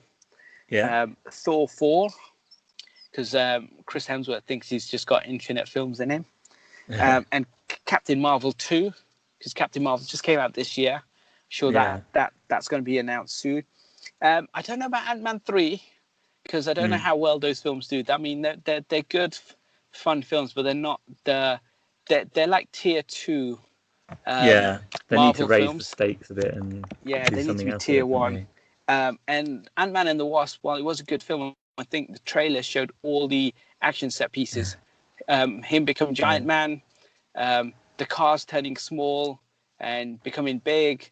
That fight in the kitchen, bits with the ghost. I think they showed far too much in the trailers, and so people may not have come out to watch it. Just felt like I've seen it all. I think people think he's a small character because his name's Ant-Man. I mean, he's literally. Which is what I love about him. I love about the fact that he's an unheard of, but he actually does really well in these movies. And I think the next few things that are kind of confirmed is Angelina Jolie in The Eternals, and the chai tea, but the kind of the original Iron Fist character. He's kind of on the books as well, and I think they're talking about doing maybe a Blade reboot. So that would be quite interesting if they do. If not, do what they're thinking of doing in terms of Ghost Rider, they're turning that into a TV series. Maybe do Blade as a TV show in the Disney streaming service. Yeah, that would make sense. Yeah, animated. I think Phase 4 will have to be something special, because I think this Infinity Saga has ended and we've lost a lot of good characters that we've been invested in for 10 years. So whatever Phase 4 has to be, all of these people have to really kind of like even Doctor Strange or Captain Marvel, all of them have to make us feel that we want to watch them again and again. They need some strong characters at the beginning, because obviously it all started off with Iron Man and Captain America. They need to really sell some strong characters that are going to be good leaders and things. Because they've got to start it slowly. Because from what we've noticed, I think, from seeing other franchises fail, is that they try to blow it up too quickly. So they need to just keep it going slowly and build it up again. Don't get too excited and explode. Yes. Too soon. So it's still quite exciting, because there's potentially another Spider-Man film in there as well, Spider-Man 3. So there's still a lot on the plate. Maybe there's a Falcon and Winter Soldier film. They could do a team up, maybe, because he's the new Captain America. Yeah. So nothing's really been fully confirmed other than the Black Widow film.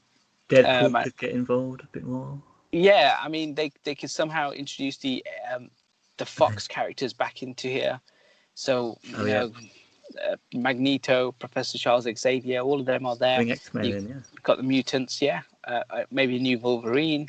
So, yeah, I mean, there's loads of possibilities still, even though we've lost a lot of key characters. I think if they keep churning out a couple films a year and then do Avenger style, bring everybody together, I think as long as the threat is that level and you do kill off characters by the end of it, then people don't feel cheated.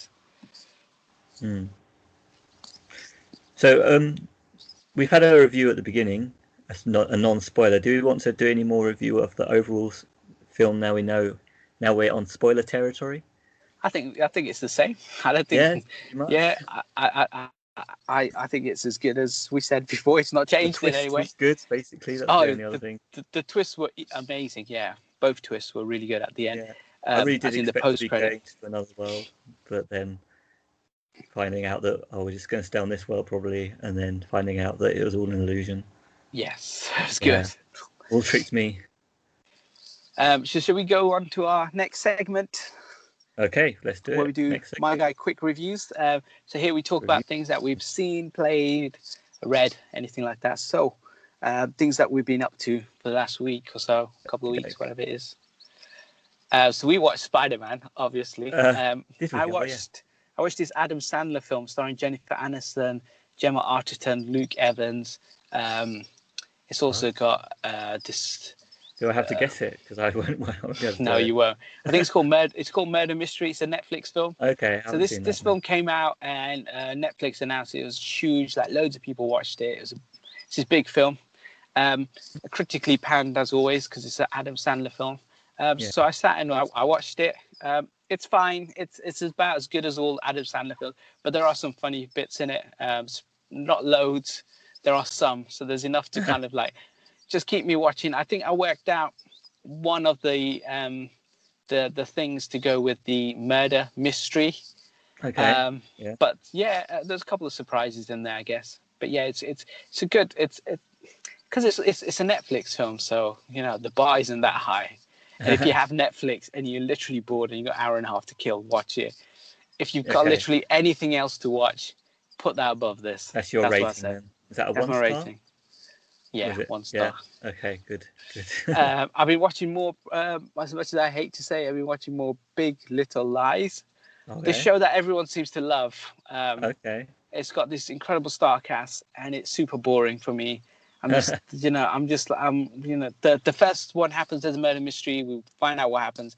Season 2 continues that story and other things are going on, but it's kind of boring for me. I'm just kind of problem is I was a couple of episodes into season 2 and I wanted to stop, but I just want to see where it plays out now. I just want to see the end. Yeah. And the episode is Yeah, the episode is because there are only 7 episodes in a season, so I'm not massively wasting too much time into them.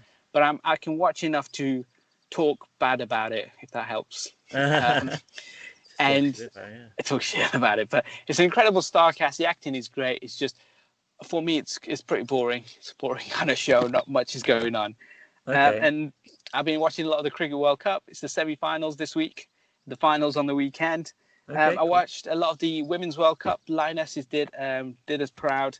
And congrats to the US team for winning the World Cup. Oh, wow. Okay. So they've got a decent team. Well, they won the World Cup, so the best in the world currently. Yeah, so kind of half and half, not quite as good as us. Well, they beat us on the way to the finals. Yeah, but we're still better, yeah. Sure, we're better than them. We're the best in the world, right? Well, of course we are, yeah. Yeah. Okay. So are you a fan of detective sort of movies and stuff then? Because you say yeah. I like a good kind of whodunit. Yeah. One where I watched Murder on the Orient Express.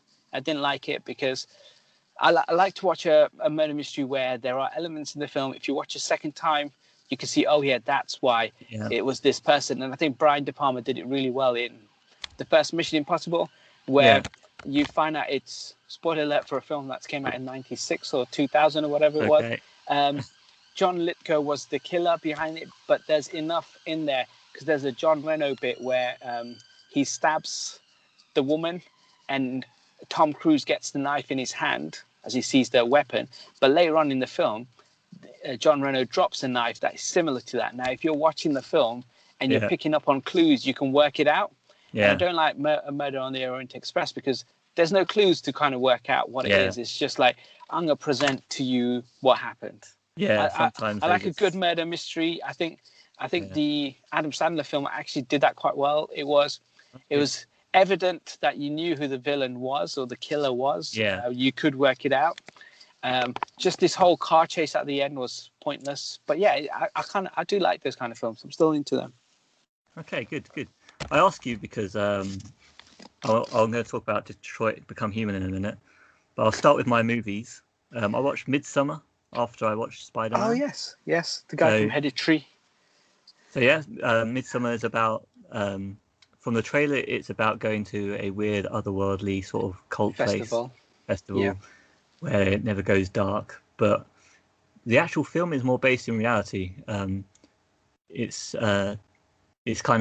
interesting. It was a good movie. I think people coming out of it were like, "Oh, that was a terrible movie." Yes, but that's what I think read. That's one way of seeing it. It's very much like you can see it, just look at it in terms of humanity and think about what human nature has sometimes come up with in their cultures and things, and think actually a lot of this is quite realistic. But yeah, it's got some shock value gore in there, which people were quite talkative about. But for me, I grew up with horror movies in the 80s and 90s, where you see ultra gore, so it meant nothing to me. It wasn't shocking at all. Yeah, it's quite a laugh, quite horror movie-ish, sort of dark droning soundtrack and stuff like that, just to sort of put you on edge. But a lot of it wasn't really horror for me. It was more like a documentary of a weird cult. Quite interesting. Would I watch it in the cinema? What's your rating on that one? Yeah, I don't think it's worth the cinema. I'd say probably a 3-star. Maybe watch it on Netflix or something, or a DVD if you really want to. So maybe 2 or 3 star. What were you going to say? Yeah, I was going to say your kind of response is similar to what so critically acclaimed this film is. Critics are talking about it being like the best horror film in years and all sorts of good stuff. But the actual response coming out from people who watched it is like a C+. So similar to what you're saying, it's kind of it's in line with what you said there. Because it's sorry, carry on. And that's why I didn't want to watch this film. Yeah, it's very arty, and I guess that's why critics gave it more than watchers. Everything is very deliberate, and the framing and everything that's going on is very slow and deliberate, which is something that I really like. Yeah. And it's sort of giving you clues throughout of what's going to happen, and you're like, oh yeah, I can see something's going to happen there. but I guess some people didn't see the clues and they're just like, or they're just not interested in that sort of filming. Yeah. So yeah, it's definitely one to watch if you like that sort of film, but maybe avoid if you just want a sort of blockbuster. Yeah. So Detroit Become Human is out on PSN, PS Plus, free at the moment. Oh, I have a bone to pick with PSN, right? So, the games that they announced was Pro Evolution Soccer 2019 yes. football. Obviously, as a big fan of playing football games, I was super excited. I think I messaged you to say how excited I am for Pro Evolution Soccer. You mentioned it at the end of the last program. Yeah, carry on. Yes, and then at the end of the program as well, how excited. Still got a bone to pick. And then they did the switcheroo and they given me this other game. I'm like, this isn't football. Yeah. This is not what I signed up for. Yeah. Oh, so I haven't even touched this one yet. So what's it about? Is it any good? Is it worth me playing it?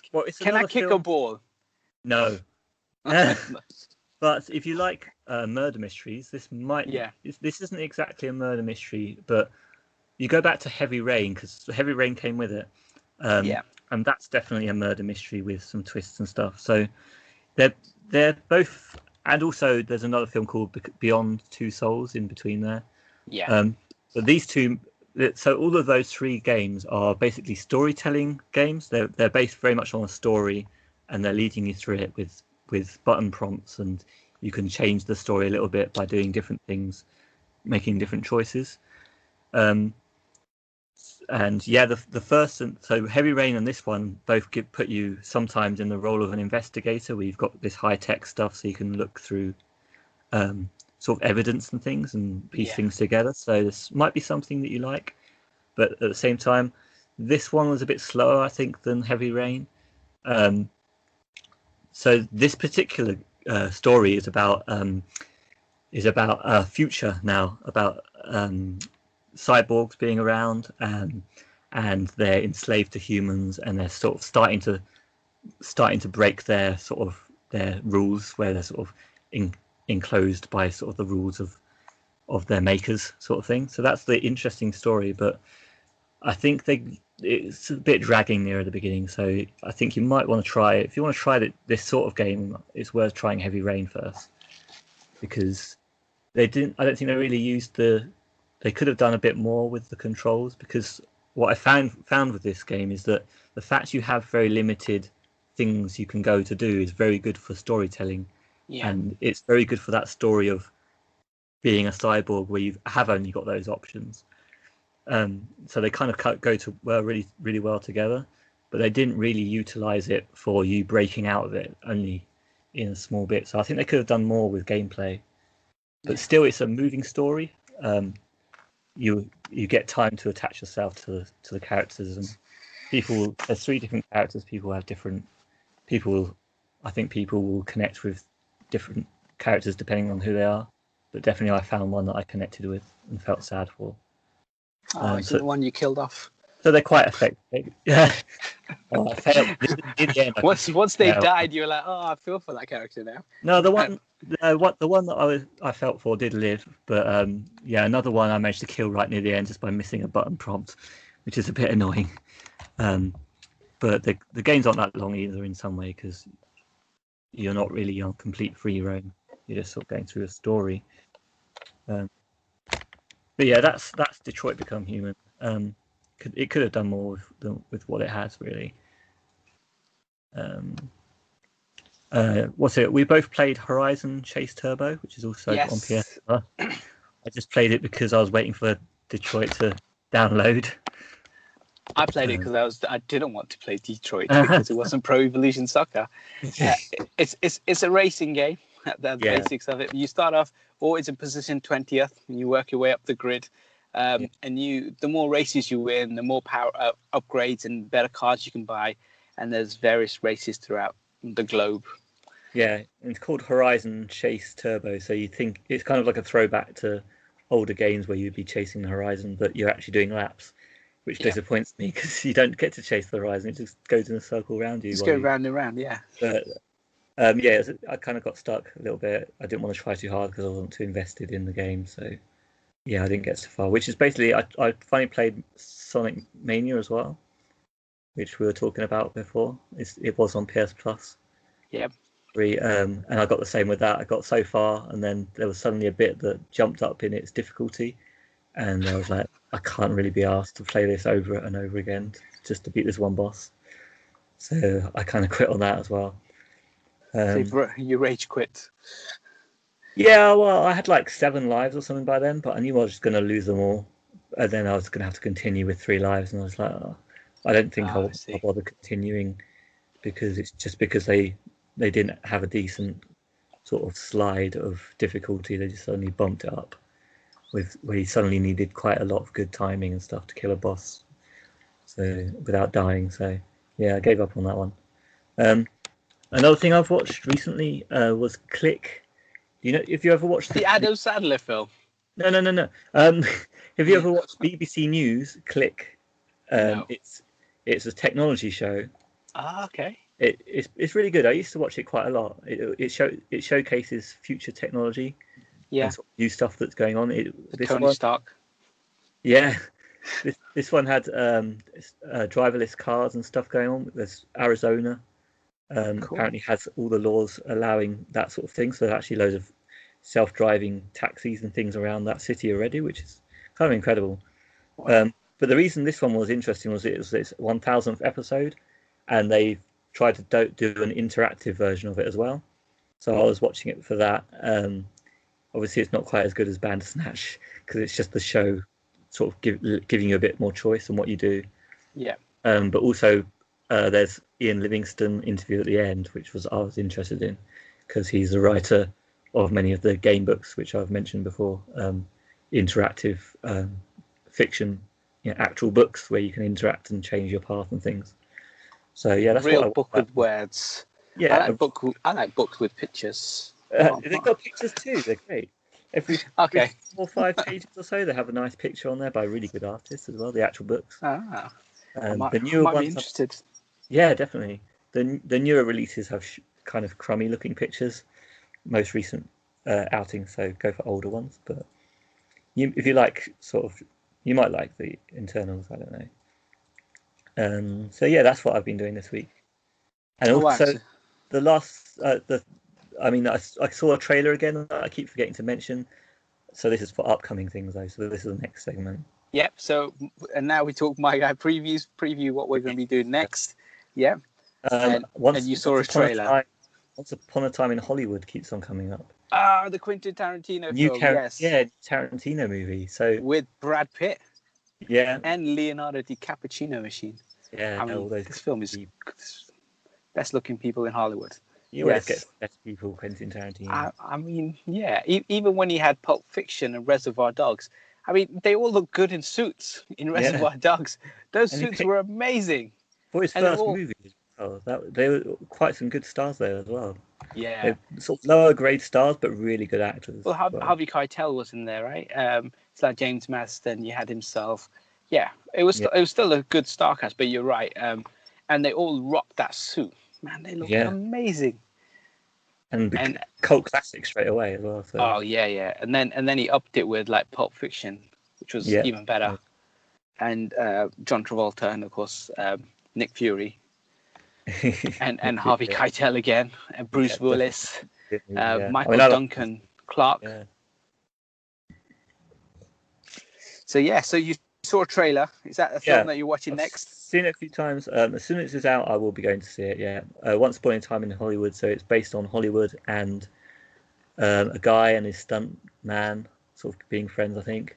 Yes. And also the whole is it Manson? What was the Manson murders and stuff like that? Charles Manson. Charles Manson, that's the one. I knew it wasn't Marilyn Manson. No. I was just waiting for you to say the right name for me. So yeah, they've got the sort of Charles Manson story going on in there. So we'll see. And of course, he's ripped off the name of Once Upon a Time in Mexico. Yeah, but him and Rodriguez are best friends. I mean, they help each other. They wrote in each other's films. They've directed in each other's films. Maybe he's in it somewhere. Oh, how cool would that be? I'd love to see Robert Rodriguez in that. Or maybe he's directed a scene like Quentin Tarantino did in Sin City. Yeah, Sin City, and helped out with Planet Terror as well. Yeah. And was in Industrial Dawn. Yeah, I think they wrote it together, or he wrote it. Yeah, there's been a lot of work. Those two collaborate a lot together. So yeah, I'm really excited. I mean, I liked Hateful Eight. I know a lot of people didn't. I really enjoyed that. And Kurt Russell's incredible anyway. But yeah, that's the whole. It's a simple film. They get stuck in a cabin. These great actors. I loved it. Yeah, so I can't wait for this one. We reviewed it somewhere a few years ago. So yeah, check that out. It's up on the YouTube still on tubes. Anything else? So for myself, there's the Cricket World Cup final. If anybody wants to know, that's this Sunday. It's the big one, and then it comes to an end. No more cricket talk after that. No. We'll find out who's in the final by the end of tomorrow, maybe end of Friday latest. Cool. So that's that. In terms of, I don't think there's any. I think this week there is a film called Stubber that's coming out, which is the Dave Bautista film with. Oh yeah. It's a comedy and I do want to watch that. That looks really good. I'm interested in that too. Yeah. I seen The Big Stick a couple of years back. Really good film. If you haven't seen it, watch that. It's amazing. It's really, really good. And I think Dave Bautista's got funnier and funnier. He was really good in Guardians 1. He does some really funny bits in that. And then in the second one, he's even better, like when he's talking about being stealth. And look, I'm just standing here quietly while he's just eating food. I think he's really funny. His delivery is really good. I saw him in, like I said, Big Score. He was good in that. It was just a normal action film. So yeah, I'm looking forward to that. I am finally going to get onto Borderlands DLC this week. Oh yeah, okay. That's installed. I've got to Ultimate Vault Hunter mode, so I'm ready. I just need to turn up to the fast travel station and just start the missions now. So I'm ready for Borderlands 3. Yeah, I'd like to jump in. Can you just jump in from anywhere, or do you have to get? You have to be minimum level 30. Oh, okay. Character level, yeah. I have to do that before I can get on board. Yeah, so I think you can either attempt it at 28 or 29, but the whole DLC is 30 plus. So you could do it on your first playthrough if you played the whole game plus the DLCs. Got to that level, and then you could play, or just wait till you get to normal Vault Hunter mode, the second playthrough, and by that time you'll be 30 plus anyway, so you can easily go into it. And I think it scales up. So if you're level 30 when you join in, the character's level 30. If you're level 40 and you join in, they'll all be level 40, that sort of thing. Because I think all the DLCs used to scale up to a certain point. Try and adjust the difficulty to you. Yeah. Wicked. I look forward to hearing about that then. Yeah, next week. If I don't make it to 30 in time, I'll just have to listen. That's going to be a proper grind to get to 30 just to play a DLC. I've got a character that's already on Ultimate Vault Hunter mode, so I think it's level 50 character. Wow, okay. So I've already done normal, did true, and now into Ultimate. So I'm ready. That character's ready to go. There's loads of golden keys as well that 2K have been announcing for both pre-sequel and for this. So if nothing else, if you got the game, just log in and just get some shift codes and get some golden keys, because they're useful for later on in the game as well. Yeah, because I'm a bit reluctant to start, because obviously I've played the whole games on PS3 already, so I don't know if I really want to play through it all again. No, I don't think you would. No, because it's exactly the same. Exactly the same. Apart from the DLC where you're in the fantasy. That's the same as well. We played it on PS3. I know, but that was the best. But again, to get to that level, to get to Tiny Tina's Assault, you'll have to be level 20 or something. So you'll have to grind through a certain amount. Because I remember even at the low end, it's quite high. Yeah. It's almost expected twist. Spoiler alert for the game, that you get past the Roland death before you start that, because then that's implied throughout the whole thing. Because remember, she puts up a statue of him, and they talk about Roland all the way through. And when they start the game, they're talking about Roland at that point. And she goes, "Yeah, we'll wait for him." But they say, "No, he's not coming." Yeah. Remember, because he's dead in the game. So so you have to have got to a certain point. I think you could just jump in, or you could, but you'll just be overpowered. All I remember about that is that I played all the way through Borderlands 1, playing all the way through Borderlands 2, most of it, and then I played Tiny Tina's mission, whatever it is, and I didn't want to play the rest of the game because I just loved it so much. Yeah, they're all playing skeletons and stuff. Yes, and it's great. I think her character was written so well. It's so funny. Yes, she's got a it's all tragic done by- backstory as well. I mean, you get more of that in Borderlands pre-sequel. But yeah, it's very tragic. But then, you know, the kid, you can understand why she's that kind of way.